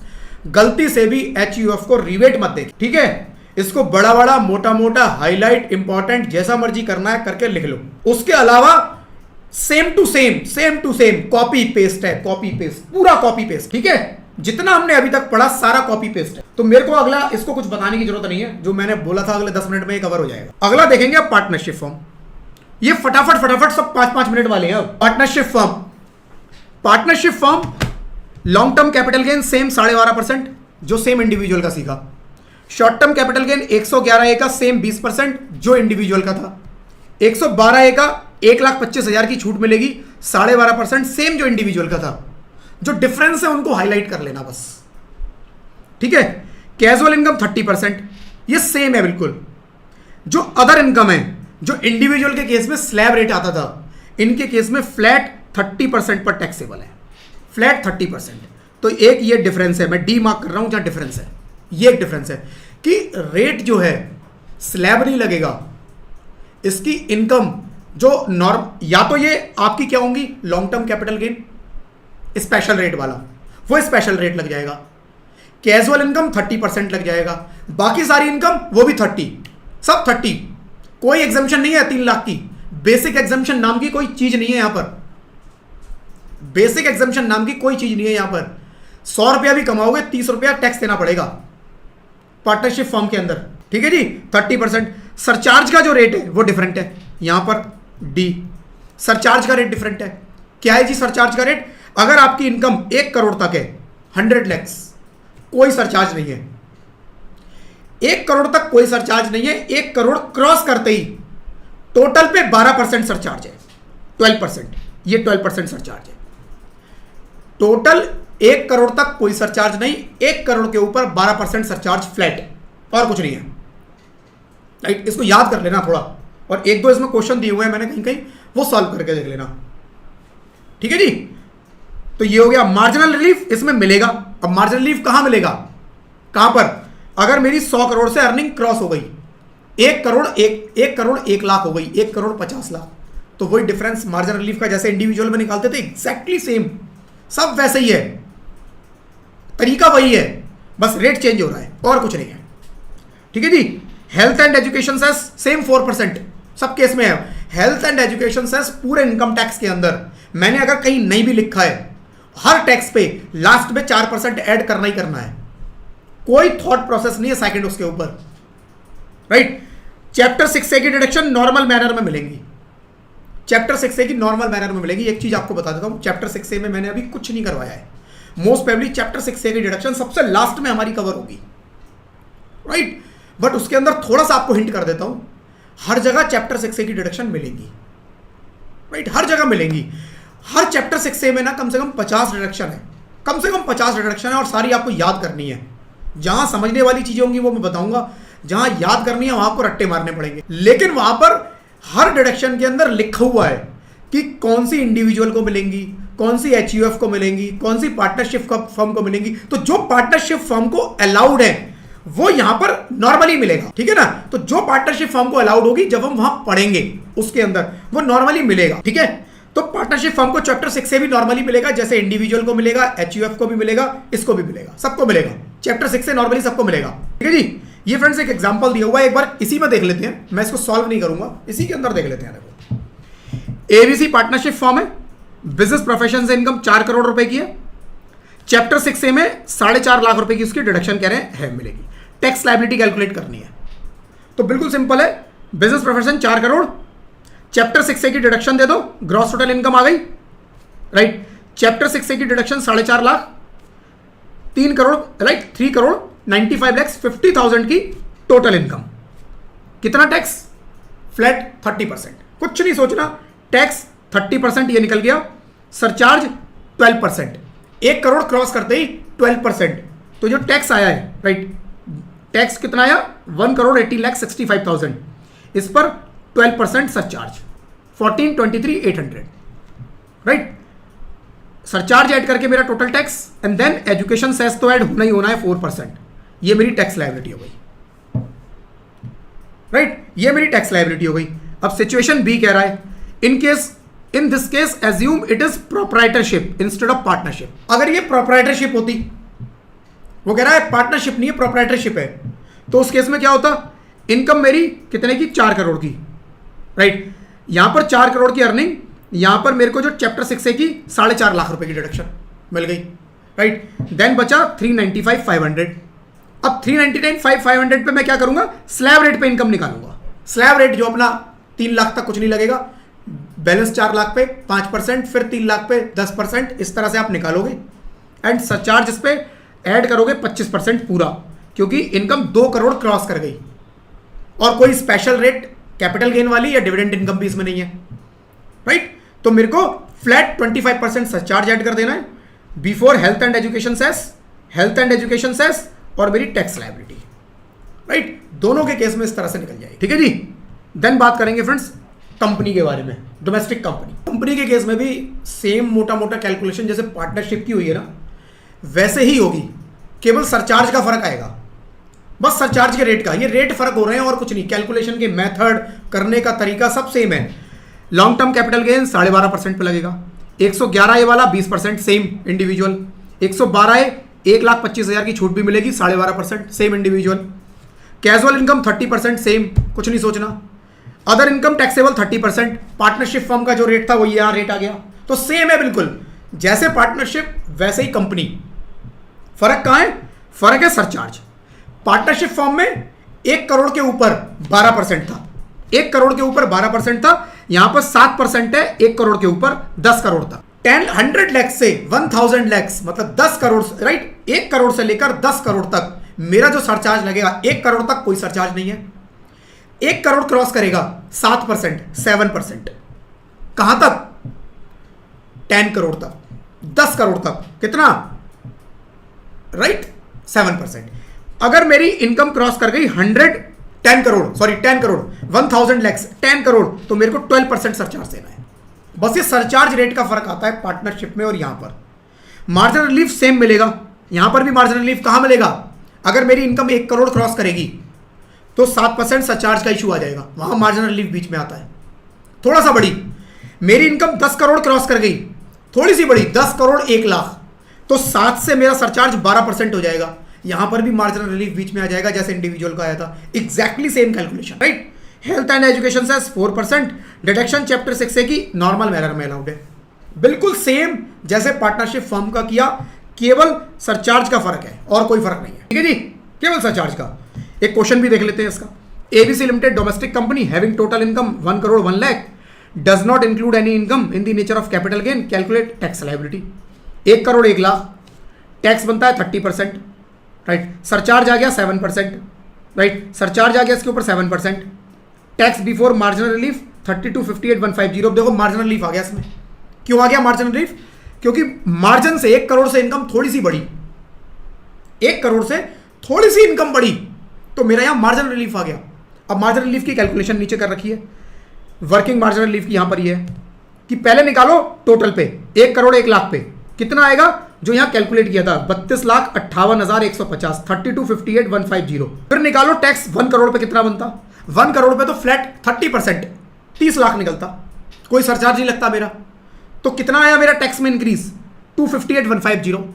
इनकम में इंक्रीज कितना आया 1,50,000, ये 150 नहीं है, अच्छा 150 है, ठीक है, राइट। तो मेरी इनकम कितने से बढ़ रही है, सॉरी मेरा एक्स्ट्रा टैक्स कितने से बढ़ रहा है due to surcharge, 1,08,150।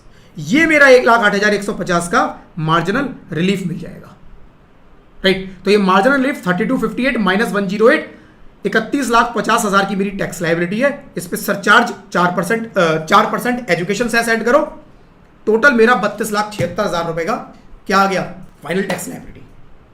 Exactly same calculation है फ्रेंड्स, मार्जिनल रिलीफ की कैलकुलेशन भी बिल्कुल वैसे ही चलेगी, केवल सरचार्ज के रेट का फर्क आ गया, इंडिविजुअल से कंपेयर करें टैक्स रेट का फर्क आ गया। और एक आती है फ्रेंड्स फॉरेन कंपनी, ये तो था डोमेस्टिक कंपनी का जो हमारी इंडियन कंपनी है। एक फॉरेन कंपनी जो बाहर की कंपनी है, बाहर की कंपनी भी इंडिया में आके बिजनेस करती है, तो उसके ऊपर एग्जैक्टली सब कुछ सेम है, फिर सेम है। यहां पर जो फर्क है देखो, लॉन्ग टर्म कैपिटल गेन 12.5%, 111 वाला 20%, 112 ये वाला, राइट। अच्छा ये 1 लाख, इसको 1,25 कर लेना, ये 1 लाख प्रिंट गलत हो गया है, ये पहले 1 लाख होता था, ये इस बार जो बजट आया ना उसमें 1,25 कर दिया, इसमें चेंज होने से रह गया मेरा, राइट। यहां पर 1,25 कर देना, 112 में ये 1,25,000 है, आपके नोट्स में 1 लाख पहुंचा होगा, उसको प्लीज चेंज कर लेना। और बैलेंस जो बचेगा 12.5%, casual income 30%, other income normal company में 30, फॉरेन कंपनी में 40, कह रहे 40% टैक्स लगाएंगे, हमारे यहां आके काम करोगे बाहर से 40% टैक्स देके जाओगे, ठीक है जी। सरचार्ज में इनको छूट दे दी, सरचार्ज में इनको छूट दे दी, कंपनी को बोला जी आपको 7% देना है, इनको 2% देना है, 100 लाख तक, 1 करोड़ तक इनको 2%, 1 करोड़ के ऊपर इनको 2% देना है, और 1 करोड़ क्रॉस करेगी 10 करोड़ तक 2%, और 10 करोड़ के ऊपर इनको केवल 5% सरचार्ज देना है। सरचार्ज में इनको काफी छूट दे दी। कंपनी के केस में 7 और 12 था, डोमेस्टिक कंपनी में 7 और 12 था, फॉरेन कंपनी में 2 और 5 ही रह गए। तो ये रेट ना याद कर लेना, देखो रेट याद कर लेना, मैक्सिमम चांसेस आपके क्वेश्चन जो आने के हैं वो पार्टनरशिप फर्म के हैं, फिर भी कुछ छोटी मोटी चीज पूछी जा सकती है, आपको इन सब चीजों का भी आइडिया होना बहुत जरूरी है, पता होना बहुत जरूरी है, आप स्किप नहीं कर सकते हैं किसी भी चीज को।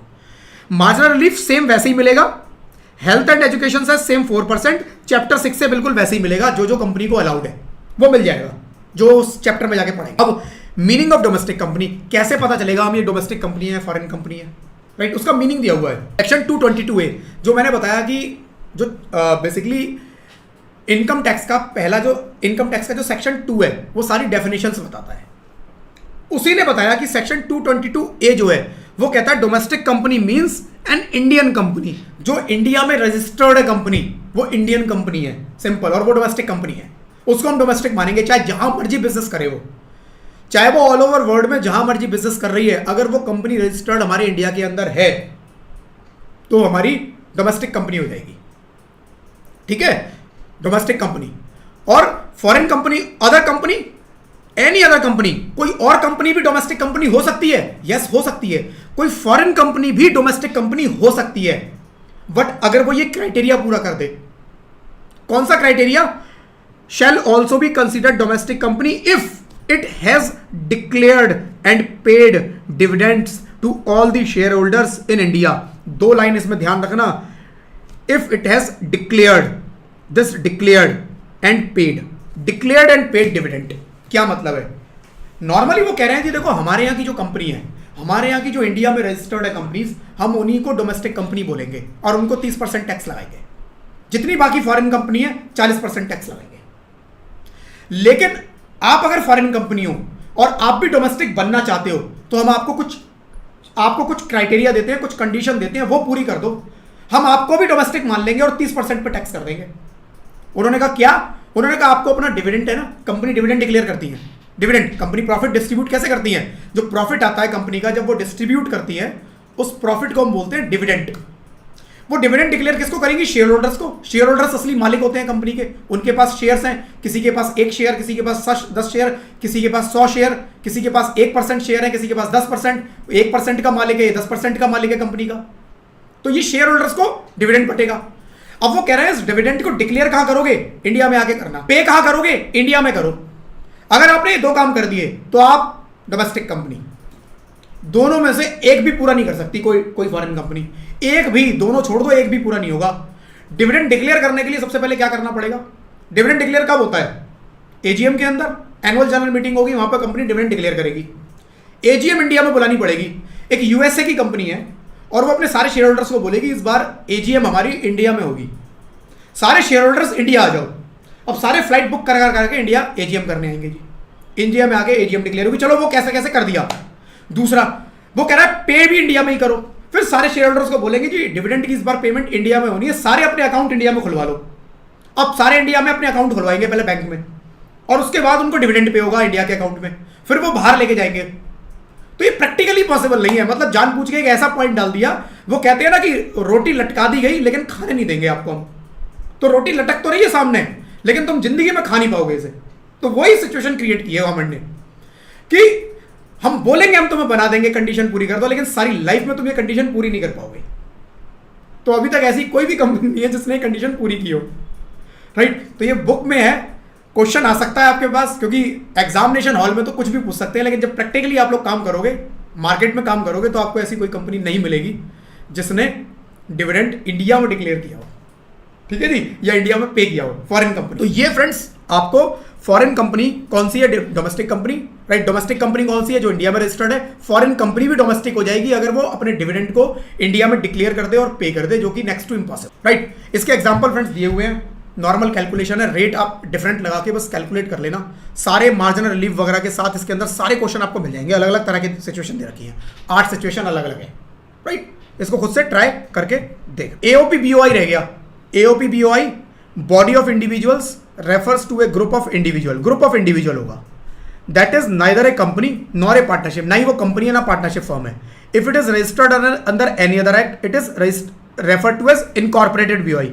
अगर बीओआई रजिस्टर्ड है तो वो इनकॉर्पोरेटेड हो जाएगी, otherwise normal BOI, right. If the group includes entities other than individuals, अगर उसमें इंडिविजुअल के अलावा और भी लोग हैं, जैसे पार्टनरशिप फॉर्म है, कंपनी भी है, जो मैंने एग्जांपल दिया था, right, it is called association of person. अगर इंडिविजुअल्स मिलके कुछ कर रहे हैं तो क्या है वो? AOP, right. इंडिविजुअल्स मिलके कुछ कर रहे हैं तो वो बॉडी ऑफ इंडिविजुअल्स है, और इंडिविजुअल के साथ कोई कंपनी भी मिलके आपस में कुछ कर रहे हैं, पार्टनरशिप फर्म भी आपस में मिलके कुछ कर रहे हैं, तो वो आपका हो जाएगा AOP, association of person. Generally normal income of BOI AOP is taxed at slab rate. Normally इनकी स्लैब रेट पे लगती है as an individual, but the rate में vary according to provision of section 167B, and 167B is not part of your syllabus. ये आपके syllabus का part नहीं है, बस आपकी नॉलेज के लिए मैंने बता दिया। यहां पर 167B जो सेक्शन है बड़ी डिफरेंट तरीके से इनकी कैलकुलेशन बताता है, थोड़ी सी कॉम्प्लेक्स कैलकुलेशन है जो कि आपकी सिलेबस का पार्ट नहीं है। तो मोस्ट प्रोबेबली एओपी बीओआई आप में से किसी के एग्जाम में कुछ नहीं आना, बट थोड़ा सा एओपी बीओआई होता क्या है वो याद रखना, और अगर कुछ आ जाए तो एटलीस्ट इंडिविजुअल वाला जो टैक्स रेट है ना वो एग्जैक्टली अप्लाई कराना, क्योंकि 167B वाला कोई पार्ट आपसे नहीं पूछेंगे। तो अगर आया है तो वो इंडिविजुअल वाला होगा, बस ऐसा समझ लो मोटा मोटा। सेम सरचार्ज इस पे एप्लीकेबल होगा, सेम 25% सरचार्ज 111 है, कैपिटल गेन 112 है, डिविडेंड इनकम पे नहीं लगेगा, वैसे ही इंडिविजुअल वाला। डिडक्शन चैप्टर 6 से ये 80C to 80U जो है ना, ये चैप्टर 6A का ही पार्ट है। यहाँ सेक्शन लिख दिया 80C से 80U, 50 सेक्शन है, तब वहां जाके करेंगे। ठीक है, तो ये सारे चैप्टर 6A का पार्ट है, वो भी नॉर्मल मैनर में मिल जाएंगे। तो मोस्ट प्रोबेबली इसके ऊपर नहीं आना चाहिए, बट एक मोटा मोटा फेयर आइडिया ले लेना इतना पढ़ के कि हाँ एओपी बीओआई होता क्या है, थोड़ा वो आइडिया आपको रहना चाहिए। ठीक है, लोकल अथॉरिटी जैसे मैंने बोला एक एमसीडी होती है, municipal corporation department in Delhi है जैसे, राइट। तो उस अथॉरिटी का काम नॉर्मली क्या है, देखो उस अथॉरिटी का काम नॉर्मली वो पब्लिक सर्वेंट है, पब्लिक की सेवा के लिए, पब्लिक के काम के लिए बनाई जाती है। उसकी जितनी भी इनकम है, अगर उसकी इनकम आ भी रही है तो वो एग्जेम्प्टेड होती है, राइट। सेक्शन 10-20 में उसको एग्जेम्प्ट किया हुआ है कि ये एग्जेम्प्टेड है, बिल्कुल कुछ इस पर टैक्स नहीं लगेगा। बट फिर भी अगर ये कोई काम करना शुरू कर दे, इसने बहुत बड़ी बड़ी बिल्डिंगें बना दी अपने लिए कि हम अपने ऑफिसेज बनाएंगे, और उसने अपना कुछ बना दिया, बट वो बिल्डिंग काम ही नहीं आ रही कुछ, उसको उसने रेंट पे उठाना शुरू कर दिया, रेंट पे उठा के कुछ अर्निंग आनी शुरू हो गई। तो कह रहा है अगर उसकी कोई अर्निंग आ जाती है तो उस पर पार्टनरशिप के रूल लगा देना, एग्जैक्टली पार्टनरशिप के रूल लगा देना, राइट। हाउएवर ये कह रहा है to manage and maintain a town और city a designated body known as local authority is responsible such as MCD in Delhi. This authority is empowered to collect house tax की जो collection करती है वो यही करती है, on all type of income of house properties along with other taxes, कुछ और टैक्सेस भी अपने कवर करती है। Generally the income of local authority is exempt from tax, normally exempt है under section 10-20। However, if authority engage in any business activities में भी involve अगर हो गई वो, तो income from such business is taxable similar to that of partnership firm. Deduction under section 80C to 80U, जो कि ये है कौन सी, ये है आपकी chapter 6A, chapter 6A, right. Chapter 6A की डिडक्शंस हैं, नॉर्मल मैनर में मिल जाएंगी। चलो जी, एक नया कॉन्सेप्ट शुरू करते हैं friends, partial integration of agriculture income. Section 10(1) partial integration of agriculture income और indirect taxing of agriculture. Under section 10(1) agriculture income earned in India is fully exempt. India के अंदर अगर आपने कोई एग्रीकल्चर इनकम अर्न की है, एग्रीकल्चर से आपकी अर्निंग है, तो वो फुल्ली एग्जेम्प्ट है, right. However agriculture income from outside India is taxable. तो वो कहते हैं जी इंडिया में आप अगर एग्रीकल्चर से कमाओगे, हम अपने इंडिया के एग्रीकल्चर को प्रमोट करना चाहते हैं, तो इसीलिए उसको हम टैक्स फ्री कर देंगे, लेकिन हम बाहर के एग्रीकल्चर को प्रमोट नहीं करेंगे। हमें अपने इंडिया के फार्मर्स को प्रमोट करना है, अपने इंडिया के फार्मर्स की पोजीशन को अच्छा करना है, स्ट्रांग करना है, उनको फाइनेंशियली थोड़ा सा ठीक बनाना है। बाहर लोग क्या कर रहे हैं हमें इतना फर्क नहीं पड़ता। तो इंडिया में एग्रीकल्चर जो है उसको हमने राइट एग्जेम्प्ट कर दिया, लेकिन बाहर अगर एग्रीकल्चर से इनकम हो रही है तो वो नॉर्मल इनकम टैक्सेबल। आगे क्या कह रहा है, एज पर entry 82 of union list the central government can levy income tax on non-agriculture income, while entry 46 of state list grants power to levy tax on agriculture income to state government। ये entry कौन सी है, तो basically constitution of India है। Constitution of India friends मैं आपको एक बार दिखा देता हूँ, तो ये आपकी स्क्रीन पर कॉन्स्टिट्यूशन ऑफ इंडिया, राइट। तो हमारे भारत का संविधान है, कोई भी लॉ बनाने का जो राइट है ना वो यही देता है। अगर इसमें लिखा है कि किसके पास क्या राइट है, वो वही काम कर सकता है। अगर इसके कोई भी चीज इसके अगेंस्ट जाती है वो आप नहीं कर सकते, असंवैधानिक अनकॉन्स्टिट्यूशनल हो जाएगी, राइट। तो फ्रेंड्स कोई भी चीज जो यहां नहीं लिखी है आप वो पावर यूज नहीं कर सकते। तो यहां पर इस कॉन्स्टिट्यूशन की entry number 86, right, union list है, उसकी एंट्री नंबर 82 है, जहां पर सेंट्रल गवर्नमेंट को पावर दी गई है इनकम पे टैक्स लगाने की, अदर देन एग्रीकल्चर इनकम। और entry number 46 of state list है एंट्री नंबर 46, वहां पर एग्रीकल्चर इनकम पर स्टेट को पावर दी गई, स्टेट को पावर दी गई कि आप एग्रीकल्चर पर टैक्स लगा लो। तो सेंट्रल गवर्नमेंट को पावर दी गई अदर देन एग्रीकल्चर इनकम की, स्टेट को पावर दी गई एग्रीकल्चर इनकम की। फ्रेंड्स यहां पर भी मैं आपको एक बार दिखा देता हूं, जैसे आप कभी कभी मौका मिले ना इस कॉन्स्टिट्यूशन को थोड़ा सा देखना, पूरा मत पढ़ना बट थोड़ा देखना जरूर कि कैसे क्या है, कैसे स्ट्रक्चरिंग है इसकी, राइट। तो डिफरेंट जो आर्टिकल्स की हम बात करते हैं, राइट, अलग अलग आर्टिकल्स हैं। तो ये आर्टिकल 1, 2, 3, 4 थोड़ा हेडिंग वेडिंग मोटा मोटा जिसमें इंटरेस्ट आए वो थोड़ा डिटेल में जाके पढ़ लेना, राइट। तो वो देखना।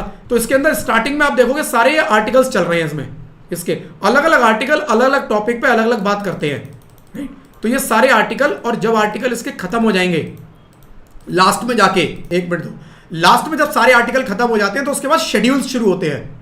फर्स्ट शेड्यूल, सेकंड शेड्यूल, ऐसे इसका जो 7th शेड्यूल है, 7वां शेड्यूल निकाल लो, 7th शेड्यूल। 7th शेड्यूल में लिस्ट 1, लिस्ट 2, लिस्ट 3, 3 लिस्ट है। 3 लिस्ट, पहली यूनियन लिस्ट, इसी यूनियन लिस्ट के राइट एंट्री नंबर 82 जो हम यहां पर बात कर रहे हैं, एंट्री नंबर 82 यूनियन लिस्ट, इस लिस्ट का जो एंट्री नंबर 82 है वो सेंट्रल गवर्नमेंट को पावर देता है इनकम पे टैक्स लगाने के लिए अदर देन एग्रीकल्चर इनकम। और जो लिस्ट 2 है वो स्टेट को पावर देता है, एंट्री नंबर 46 स्टेट को पावर देता है एग्रीकल्चर पर टैक्स लगाने के लिए। लिस्ट 3 जो है वो कंकरेंट लिस्ट है, दोनों मिलकर काम करेंगे, वहां सेंटर और स्टेट दोनों काम करेंगे। तो एक बार वो लिस्ट में आपको मोटा सा दिखा देता हूं, बस नॉलेज के लिए पता होना चाहिए क्या है। ये देखो 7 शेड्यूल में लिस्ट 1 यूनियन लिस्ट, अब उसमें एंट्री नंबर 1, 2, 3 ऐसे आइटम नंबर ये सब शुरू हो गए। इसका एंट्री नंबर हमें क्या देखना है, 82, 67, 70, 82। देखो 82 में यहां लिखा हुआ है, ये पढ़ लो line. Taxes on income other than agriculture income, वो कह रहा है एग्रीकल्चर को छोड़ के सेंट्रल गवर्नमेंट टैक्स लगा सकती है किसी भी चीज पे, एग्रीकल्चर पे सेंट्रल गवर्नमेंट टैक्स नहीं लगाएगी। ठीक है जी, पावर नहीं मिली 82 पे। और सेम इसके बाद फिर कौन सी लिस्ट शुरू होगी, स्टेट लिस्ट, लिस्ट नंबर 2, इसका एंट्री नंबर 46, एंट्री नंबर 46 देख लो, 44, 45, 46 taxes on agriculture income. State government को पावर मिली है, हमारा कॉन्स्टिट्यूशन दे रहा है ये पावर। तो मैक्सिमम स्टेट ने क्या कर रखा है, एग्रीकल्चर पे कोई टैक्स नहीं लगाया, क्योंकि हर स्टेट को पता है हमारे यहाँ का जो फार्मर है वो वैसे ही बहुत गरीब है, बहुत पुअर है, फाइनेंशियली वो बहुत वीक रहता है, उनको वैसे ही सपोर्ट नहीं मिल पा रहा है, और हम उन पे एक और टैक्स लगा दें एग्रीकल्चर पे कि एग्रीकल्चर पे भी ये टैक्स लगेगा तो और उनकी हालत खराब हो जाएगी। तो एग्रीकल्चर के ऊपर कोई टैक्स नहीं है, टैक्स फ्री है। और इसीलिए आप यहां पढ़ोगे फ्रेंड सेक्शन 10(1) हमारे इनकम टैक्स का जो एक्ट है, इनकम टैक्स एक्ट है, उसका जो सेक्शन 10 है वो बात करता है एग्जेम्प्टेड इनकम। कौन कौन सी इनकम एग्जेम्प्ट होंगी, सारी सेक्शन 10 में लिखी हुई है। उस सेक्शन 10 का जो पहला क्लॉज है वो income tax right on agriculture income की बात करता है। कहता है एग्रीकल्चर पे हम कोई टैक्स नहीं लगाएंगे, जीरो टैक्स, खत्म, एग्जेम्प्ट। फिर आप सोचोगे पढ़ क्यों रहे हैं, जब टैक्स ही नहीं लगाओगे पढ़ क्यों रहे हैं, क्योंकि यहां पर ना फ्रेंड्स इनडायरेक्ट टैक्सिंग होती है, इनडायरेक्टली टैक्स लगता है और सेंट्रल गवर्नमेंट ही लगा रही है। यहां ये लिस्ट बोल रही है अपने कॉन्स्टिट्यूशन की कि सेंट्रल गवर्नमेंट एग्रीकल्चर पे कोई टैक्स नहीं लगाएगी। लेकिन अभी आपको देखने को मिलेगा कि इनकम टैक्स कौन लगाता है, central government. Income tax central government के अंदर में आता है और सेंट्रल गवर्नमेंट इनकम पे टैक्स लगा रही है कौन सी, एग्रीकल्चर। अभी आपको दिखाएंगे राइट। तो थोड़ा सा मैंने आपको एक बेस क्लियर किया कि बैकग्राउंड क्या है चीजों का। अब आते हैं अपने टॉपिक के ऊपर, अब अपने टॉपिक के ऊपर आते हैं कि सेंट्रल गवर्नमेंट कैसे लगा रही है। सेक्शन 10(1) बोल रहा है, सेक्शन 10(1) बोल रहा है कि agriculture income earned in India is fully exempt, but फिर भी इसमें डायरेक्ट टैक्सिंग होगी। कैसे, पहले की पॉइंट पढ़ लो। The authority to tax agriculture income rest with state government. Agriculture income की राइट किसके पास है, state government. But the central government has also implemented certain tax provision for such income, right. If person has both agriculture and non agriculture income the tax liability is computed as follow. तो वो कह रहा है अगर किसी person की agriculture income भी है, नॉन एग्रीकल्चर इनकम भी है, दोनों तरह की इनकम है, तो सेंट्रल गवर्नमेंट टैक्स लगाएगी। कैसे, इस तरह से टैक्स लगेगा। ये 3 स्टेप है, इन 3 स्टेप में टैक्स की कैलकुलेशन होगी। कैसे, step number 1 compute tax on total income. पहली चीज, एक चीज आपको मैं बता देता हूं, अच्छे से ध्यान रखना, जहां पर भी सेक्शन 10 में इनकम एग्जेम्प्ट हो जाती है वो इनकम मेरी टोटल इनकम का पार्ट नहीं होती। मैं जब भी टोटल इनकम कैलकुलेट करूंगा, टोटल इनकम कैसे कैलकुलेट होगी, 5 हेड से इनकम निकलेगी, उसको टोटल करूंगा, ग्रॉस टोटल इनकम आएगा, उसमें चैप्टर 6 की डिडक्शन दूंगा, टोटल इनकम आएगी। तो जो टोटल इनकम आएगी मेरी, उसके अंदर जो सेक्शन 10 की इनकम है वो कभी भी उसका पार्ट नहीं होती, उनको बाहर कर देते हैं। तो एग्रीकल्चर इनकम अगर मेरे सामने है तो मैं टोटल इनकम कैलकुलेट करते टाइम उसको भूल जाऊंगा, बिल्कुल ब्लाइंडली साइड कर दो, फेंक दो साइड में, कुछ नहीं करना, उसको हटा के टोटल इनकम कैलकुलेट करनी है। क्योंकि जो इनकम एग्जेम्प्ट हो गई, सेक्शन 10(1) ने लिख दिया वो इनकम एग्जेम्प्ट है, तो एग्जेम्प्ट है, टोटल इनकम का पार्ट नहीं होगी, राइट। तो सबसे पहले step 1 compute tax on total income.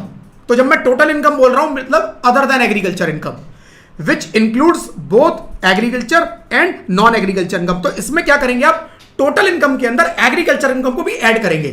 तो पहले आप अपनी टोटल इनकम नॉर्मल जैसे कैलकुलेट करते थे वो प्लस एग्रीकल्चर इनकम दोनों को ऐड कर लो। पहले टोटल इनकम निकालनी है आपको अपने क्वेश्चन के हिसाब से। अब टैक्स कैलकुलेशन जब करोगे उस टाइम पर आपको ये काम करना है। टोटल इनकम कैलकुलेट करते टाइम एग्रीकल्चर इनकम को ऐड नहीं करना है फ्रेंड्स, ये गलती बिल्कुल मत कर देना। एग्रीकल्चर इनकम टोटल इनकम का पार्ट नहीं बनेगी कभी भी। Total income is excluding agriculture income. निकाल लिया टोटल इनकम, अब टैक्स कैलकुलेशन आया। टैक्स कैलकुलेशन करते टाइम क्या करोगे, total income plus agriculture income दोनों को जोड़ दो, राइट। तो यहां उसकी बात कर रहा है, compute tax on total income which includes both agriculture and non agriculture, दोनों को ऐड करके total income agriculture non agriculture दोनों को जोड़ के उस पर टैक्स कैलकुलेट करो, केवल टैक्स कैलकुलेशन के टाइम पे। दूसरे स्टेप में क्या करो, आपको एग्जेम्पशन लिमिट जो 3 लाख की है basic exemption plus agriculture income, उन दोनों का सम कर लो और उसके ऊपर टैक्स कैलकुलेट कर दो। तो पहले तो टोटल इनकम और एग्रीकल्चर इनकम के ऊपर टैक्स निकाला, फिर दूसरा 3 लाख और एग्रीकल्चर इनकम, उन दोनों के ऊपर टैक्स निकाला, फिर उन दोनों टैक्स का डिफरेंस निकाल दिया। दोनों टैक्स का डिफरेंस निकाल दिया, subtract the tax calculated in step 2 from step 1। इस वाले टैक्स को ऊपर वाले टैक्स से माइनस कर दिया and apply surcharge rebate health and education as applicable. जो टोटल टैक्स आएगा वो मेरी फाइनल टैक्स लायबिलिटी है, उसके ऊपर सेस सरचार्ज जो लगने सब लगा दो, ठीक है। प्रैक्टिकली एक बार करके देखते हैं, पहले इसको प्रैक्टिकली करके देखते हैं एग्जांपल के साथ, थोड़ा सा भी कंफ्यूजन रहेगा। इसका पूरा कॉन्सेप्ट बताऊंगा, ये हो क्या रहा है, स्टोरी क्या चल रही है और गवर्नमेंट चाह क्या रही है आखिर इससे, क्यों ऐसा करवाना चाह रही है हमसे, राइट। पहले एक बार कॉन्सेप्ट समझ लेते हैं। सपोज फ्रेंड्स मैंने इनकम निकाली अपनी सैलरी, राइट, मेरी आती है 10 लाख रुपए की, मेरा बिजनेस एंड प्रोफेशन भी है कुछ 5 लाख रुपए का, तो ये मेरी क्या हुई, और मेरी एक एग्रीकल्चर इनकम भी है, राइट। बट एग्रीकल्चर इनकम मैं ऊपर अलग लिख देता हूं, राइट। एग्रीकल्चर इनकम मेरी कितनी है, सपोज 5 लाख रुपए की, ठीक है। तो मैं जब टोटल इनकम कैलकुलेट करूंगा GTI, राइट, मैं जब ग्रॉस टोटल इनकम निकालूंगा तो आप इस एग्रीकल्चर इनकम को भूल जाना। दोनों इनकम ऐड कर दी। अब इसमें से चैप्टर 6A की अगर कुछ डिडक्शन है वो दे दो। ये मेरी आ गई टोटल इनकम 15 लाख। यहां तक मेरा कोई एग्रीकल्चर इनकम की मैं बात नहीं करूंगा। अब शुरू होगी टैक्स कैलकुलेशन। टैक्स कैलकुलेशन के टाइम पे फ्रेंड्स मुझे क्या करना है, मुझे सबसे पहले निकालना है टोटल पे टैक्स। टोटल नॉर्मल इनकम जो मेरी 15 लाख की आई है प्लस एग्रीकल्चर इनकम 5 लाख। कह रहा है इस 5 को भी ऐड कर दो और टैक्स निकाल दो बस एक बार। इस 20 लाख पे टैक्स निकाल दो, राइट। 20 लाख पे टैक्स निकाल दो। 20 लाख पे कितना टैक्स बनता है, 20 लाख पे आपका टैक्स बनेगा क्या कहते हैं 2,90,000 रुपए टैक्स बनेगा। एक बार कैलकुलेट कर लो, 2,90,000 रुपए टैक्स बनेगा 20 लाख पे। फिर कहता है जी अच्छा ये बताओ, ये तो टोटल पे आपका टैक्स बनता, अगर हम एग्रीकल्चर को एग्जेम्प्ट नहीं करते तो क्या होता, आप इतना टैक्स मुझे देते। गवर्नमेंट यही कह रही है ना कि अगर एग्रीकल्चर पे कोई टैक्स नहीं लगता तो आप मुझे इतना टैक्स देते ना, हाँ देते। चलो अब एग्रीकल्चर इनकम एग्जेम्प्टेड है, ठीक है, छूट ले लो। कैसे लोगे छूट, वो कहता है देखो 3 लाख की तो आपको बेसिक एग्जेम्पशन मिलती है, कोई टैक्स नहीं लगता, नहीं लगता ले लो छूट। प्लस एग्रीकल्चर पे भी कोई टैक्स नहीं लगेगा, 5 लाख की एग्रीकल्चर इनकम है। कह रहा है इस 5 3 8 लाख पे टैक्स कैलकुलेट कर लो। ये 8 लाख पे जो टैक्स बनता है वो ले लो छूट, उतने का हम आपसे टैक्स नहीं मांगेंगे। 8 लाख पे कितना टैक्स बनेगा, 30,000 रुपए का। बैलेंस कितना टैक्स बना, 2,60,000। 2,60,000 रुपए गवर्नमेंट कह रही है मुझे टैक्स दो। इतनी बात समझ में आई, एक बार चैट बॉक्स में यस लिख दो बस। इसके लॉजिक को बताऊंगा अब ये हो क्या रहा है, चल क्या रहा है, ये सारा कैलकुलेशन समझ में आ गई। अगर इतनी बात समझ में आती है कि पहला स्टेप ये था स्टेप 1 और ये था स्टेप 2 और ये था मेरा स्टेप 3, जो मैंने अभी 3 स्टेप बताए थे। पहले स्टेप में कह रहा है कि total income including agriculture income पे टैक्स निकाल। दूसरे स्टेप में कह रहा है कि जो 3 लाख की हम आपको एग्जेम्पशन देते थे ना, ले लो, हम दे रहे हैं ना 3 लाख की, कम मना कर रहे हैं, 3 लाख लो। एग्रीकल्चर पे भी कोई टैक्स नहीं है, लो एग्रीकल्चर पे भी छूट ले लो। 8 लाख, टोटल 8 लाख बनता है। इस 8 लाख पे बताओ जी कितना टैक्स बनता है। मैंने कहा जी 8 लाख पे तो 30,000 रुपए का। कह रहे 30,000 रुपए की तो एग्जेम्पशन मिलेगी, ले लो 30,000 की एग्जेम्पशन, 260 रुपए में 2,60,000 का हमें टैक्स दे दो। सिंपल सी बात, 2,60,000 रुपए पे हमें टैक्स दे दो।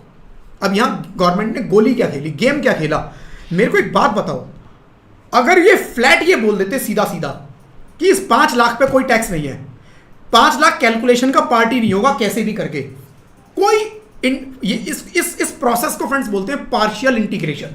टेक्निकल नेम जो दिया है वो पार्शियल इंटीग्रेशन। अगर हम ये पार्शियल इंटीग्रेशन ना करते, ये इनडायरेक्ट टैक्सिंग ना करते इसके ऊपर, तो क्या 15 लाख पे मेरा कितने का टैक्स बनता। अगर मैं खाली 15 लाख पे टैक्स कैलकुलेट करूं कितना बनता, स्लैब रेट से कितना बनता 15 लाख पे, 1,40,000। लेकिन इस मेथड से निकालने से 260 बन गया, 1,20,000 रुपए मेरी टैक्स पॉकेट से एक्स्ट्रा पहुंच गया। 1,40,000 रुपया मेरी पॉकेट से, राइट। ये 260 पे जो टैक्स बनता है 15 लाख पे 140, राइट। 260 माइनस 140, 1,20,000 रुपए का, राइट, मेरी पॉकेट से एक्स्ट्रा टैक्स जा रहा है। ऐसा क्यों हो रहा है? पहले सिस्टम को समझते हैं, कैलकुलेशन ये घूम कैसे रही है, घूमी कैसे कैलकुलेशन, वो समझते हैं पहले। देखो, अगर ये 15 लाख पे टैक्स लगता तो इस 15 लाख पे पहले 3 लाख निकालते आप, ऐसे ही करते, फिर 4 लाख, फिर फर्दर 3 लाख, इस पे लगता नील 0%, इस पे लगता 5%, इस पे लगता 10%, फिर फर्दर 2 लाख, इस पे लगता कितना 15%, और बैलेंस 3 लाख, इस पे लगता कितना, इस पे लगता 20%। यही स्लैब लगता मेरा। अगर मेरी 15 लाख की अर्निंग होती तो मेरा ये टैक्स लगता नील 20,000, 30,000, 30,000, राइट। ये भी 30,000 आ गया मेरा, ये आ गया मेरा 60,000, ये मेरा कितना आ गया 1,40,000, राइट। मेरा 1,40,000 का टैक्स बनने वाला था अगर गवर्नमेंट सिंपल ये बोल देती कि 15 लाख पे आपको कोई टैक्स नहीं देना है। 15 लाख पे अगर गवर्नमेंट मेरे को सीधा सीधा बोल देती कि कोई टैक्स नहीं देना है तो मेरा ये टैक्स लगने वाला था। लेकिन गवर्नमेंट ने थोड़ा सा घुमा दिया चीज़ों को। गवर्नमेंट ने बोला एग्जेम्पशन लेनी है ले लो, ठीक है। गवर्नमेंट ने बोला ठीक है आपको एग्जेम्पशन दे देते हैं। जो 5 लाख आपकी एग्रीकल्चर इनकम थी उसके लिए उन्होंने क्या बोला, एक तो ये 3 लाख की छूट ले लो, वो वैसे भी मुझे मिलती 3 लाख की दे दी, कोई दिक्कत नहीं है। अब ये 5 लाख इसमें इंक्लूड हुए, तो 5 लाख इसमें इंक्लूड होते ही क्या हुआ, इस 5 लाख पे 4 लाख तो ये 5% आया 20,000, इस 5 लाख पे, इस 5 लाख पे 4 लाख तो ये 5% 20,000 आया, और बैलेंस जो 1 लाख था वो 10% पे लग गया। बैलेंस जो इसका 1 लाख बचा वो 10% में चला गया, राइट। तो 10,000 टोटल मेरा 30,000 का टैक्स बना था। ये आप देखोगे यहां पर 5 और 3 8 पे, वो ऐसे बना था कि 3 लाख की छूट मिल गई, बैलेंस 5 लाख पे 20,000 पहले 4 लाख पे और 10,000 अगले 1 लाख पे। और ये जो इनकम थी जो 4 लाख मेरी 5% में जानी चाहिए थी वो मेरी शिफ्ट हो गई ऊपर के स्लैब में। ये सारे मेरे स्लैब शिफ्ट हो गए ऊपर।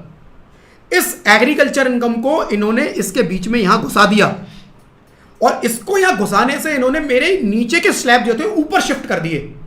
अब मेरी जो इनकम ये 4 लाख की 5% में जानी थी वो हायर स्लैब में चली गई, जो 3 लाख के 20% में जानी थी वो 30% के स्लैब में घुसा दी। आप समझ रहे हो इस चीज को? मतलब एग्रीकल्चर इनकम को इन्होंने बीच में घुसा के क्या काम किया, एग्रीकल्चर इनकम को बीच में घुसा के एग्रीकल्चर इनकम पे एग्जेम्पशन तो दी, लेकिन बाकी इनकम के स्लैब रेट को ऊपर ले गए, बढ़ा दिया। कॉन्सेप्चुअली लॉजिकली अगर आप ये सोचो तो इन्होंने ये काम किया है। अब ऐसा कर क्यों रहे हैं, क्या जरूरत पड़ी? आपको पता है इसके ऊपर सुप्रीम कोर्ट में तक में केस चला गया था गवर्नमेंट के अगेंस्ट, क्योंकि ये अनकॉन्स्टिट्यूशनल है। आप अगर कॉन्स्टिट्यूशन ये बोल रहा है कि एग्रीकल्चर पे इनका टैक्स नहीं लगा सकते, बट इनडायरेक्टली तो लग रहा है, ये लग रहा है ना इस मैकेनिज्म से पूरे। आप ये जो झोलझाल कर रहे हो उस झोलझाल से टैक्स लग रहा है। सुप्रीम कोर्ट में केस चला गया। सुप्रीम कोर्ट को जब बात समझाई गई कि भाई रीजन क्या है, तो रीजन जब सुप्रीम कोर्ट को समझ में आया तो सुप्रीम कोर्ट ने भी सेंट्रल गवर्नमेंट के फेवर में उसका डिसीजन दिया। रीजन उसके ऊपर क्या दिया गया, लोग इसका मिसयूज कर रहे हैं। मिसयूज कैसे कर रहे हैं मैं आपको बताता हूं। आप मेरे को एक बात बताओ, कोई फार्मर है अगर, तो आप सोचो क्या फार्मर की ये इनकम होगी? मतलब ये इनकम कोई फार्मर कमाएगा, सैलरी 10 लाख, बिजनेस प्रोफेशन? भैया जो फार्मर है ना वो अपनी फार्मिंग में लगा हुआ है, फार्मर की कोई और इनकम नहीं है। फार्मर केवल एग्रीकल्चर में है, और जिसकी केवल एग्रीकल्चर इनकम है पार्शियल इंटीग्रेशन अप्लाई नहीं होता। अभी आगे जाके बताऊंगा।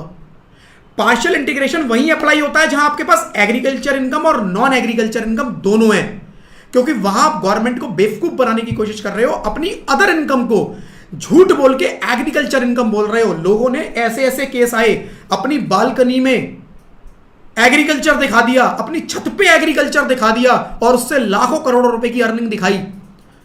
वो जो अर्निंग बिजनेस से आती थी उसको दिखा दिया जी ये एग्रीकल्चर है, मेरे छत पे मैंने प्लांटिंग कर रखी है, छत पे मैं लगाता हूं जी मेरे खीरे, मूली, राइट, गाजर, ये सब मेरी छत पे उगते हैं, और करोड़ों लाखों रुपए मैंने इससे कमा लिया।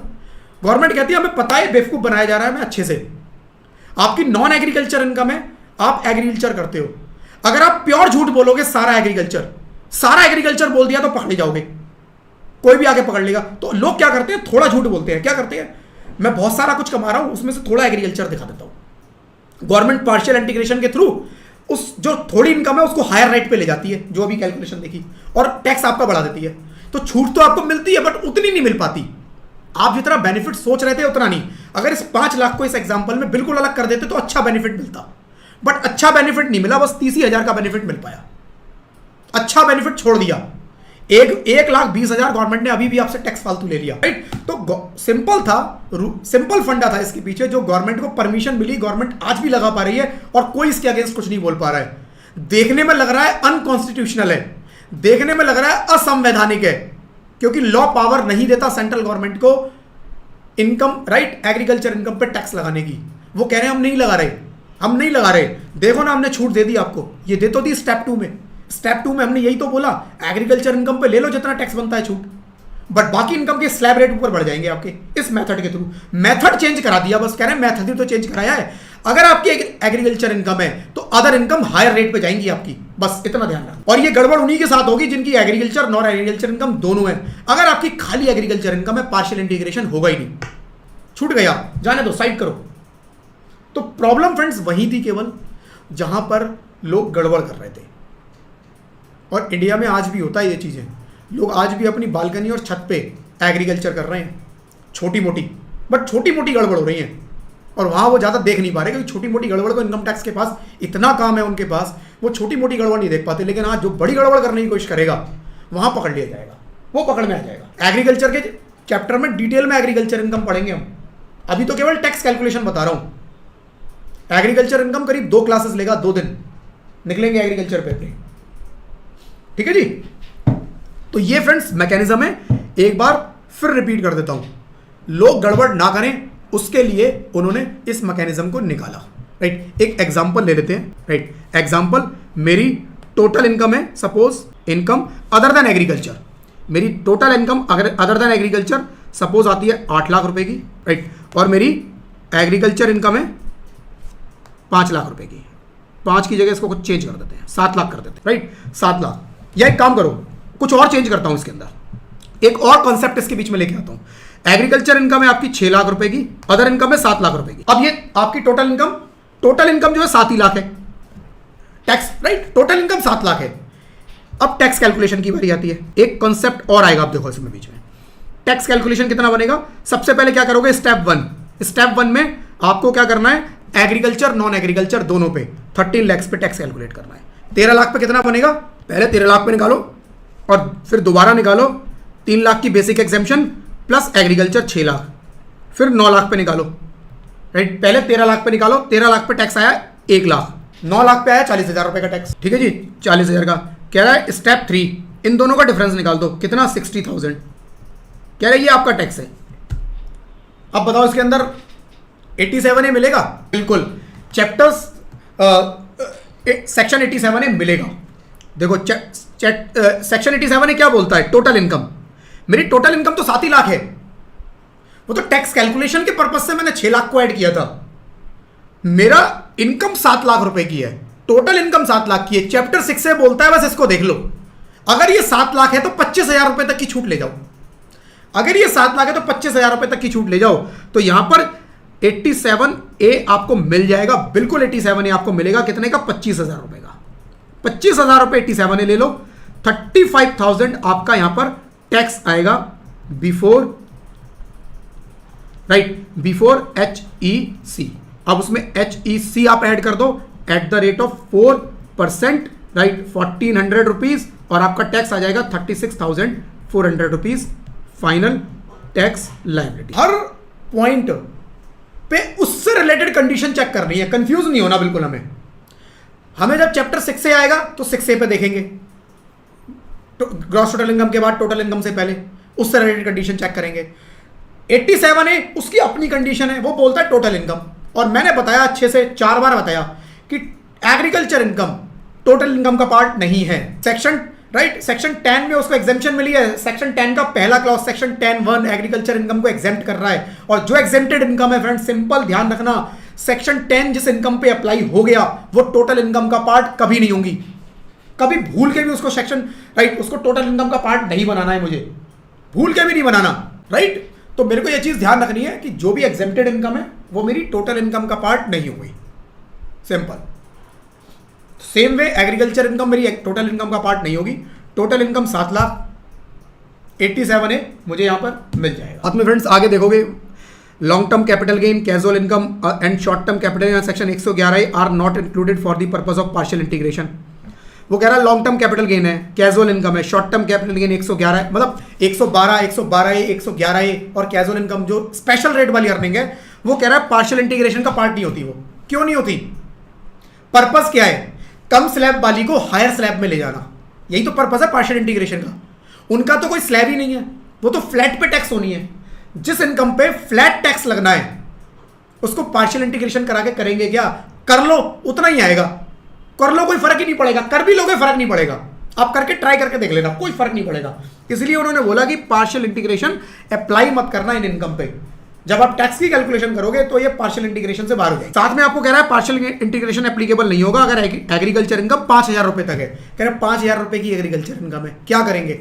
सीधा सीधा छूट ले लो 5,000 की इनकम पे कोई कैलकुलेशन नहीं करनी, साइड कर दो, नॉर्मल इनकम कैलकुलेट कर लो।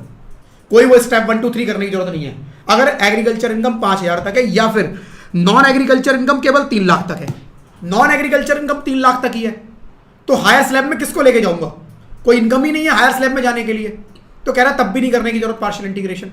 तो मतलब वो नहीं भी बोलते ना तब भी कुछ नहीं निकलता उसमें, बट उन्होंने बोल दिया। नहीं भी बोलते तब भी इसमें कुछ निकलना नहीं था।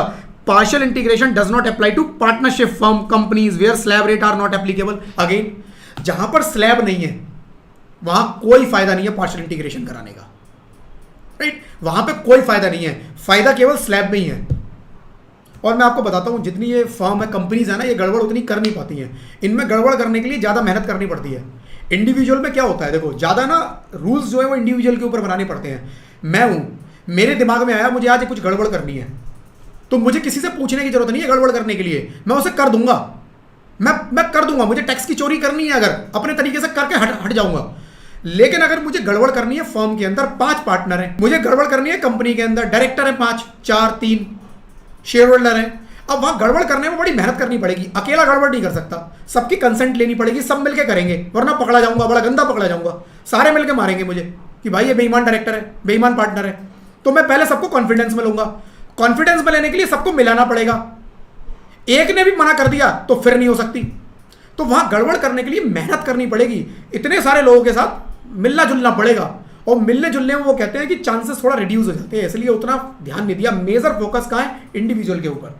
ये गड़बड़ जम के करता है, ये अपने हिसाब से करता है, अपना दिमाग लगा के कर देता है, क्योंकि इसको किसी से परमिशन तो लेनी नहीं, इसको कोई ज्यादा चेक करने वाला नहीं है। कंपनी के ऊपर लॉ बीच में आ जाता है, हर साल इसका ऑडिट होगा, गड़बड़ करेगा ऑडिटर पकड़ेगा इसको, राइट? तो कहीं ना कहीं बाकी सारी एंटिटीज पे, बाकी सब पे थोड़े थोड़े चेक लगे हुए हैं, राइट? बट यहां कोई चेक नहीं है। तो पार्शियल इंटीग्रेशन इंडिविजुअल पे भी लग जाएगा, पार्शियल इंटीग्रेशन एचयूएफ पे भी लगेगा, लेकिन जहां फ्लैट रेट की अर्निंग है वहां नहीं लगेगा। एचयूएफ पे देखो स्लैब लगता है, इसलिए वहां लग जाएगा। तो जहां फ्लैट रेट की अर्निंग कोई भी आएगी वहां से पार्शियल इंटीग्रेशन बाहर हो जाता है, जरूरत नहीं है। ठीक है जी, तो ये मेरा हो गया। इसके अलावा देखो इसके अंदर कुछ क्वेश्चन है। ये पावर टू लेवी टैक्सेस बने, जो आपको बताया कि हमारा जो कॉन्स्टिट्यूशन है वो यूनियन लिस्ट, स्टेट लिस्ट क्या है, वो जो मैंने आपको ऑलरेडी दिखा चुका हूँ वही लिखा हुआ है, राइट? वही सारा इसमें दोबारा लिखा हुआ है, इसको पढ़ोगे आप, वही सब कुछ है कि कौन सी लिस्ट, राइट, सेंट्रल गवर्नमेंट को कौन सी लिस्ट स्टेट लिस्ट को राइट देती है। ठीक है, तो ये सारा कुछ फ्रेंड्स, इसमें कुछ क्वेश्चंस हैं, ये आप कर लेना। एक बार कल थोड़ा सा इसको और रिपीट कर दूंगा, और छोटा सा कुछ पार्ट रहता है हमारी टैक्स का, वो अगली क्लास में फर्स्ट हाफ में उससे पहले ही निपट जाएगा, और उसके बाद नया चैप्टर अगली क्लास में हम शुरू कर देंगे।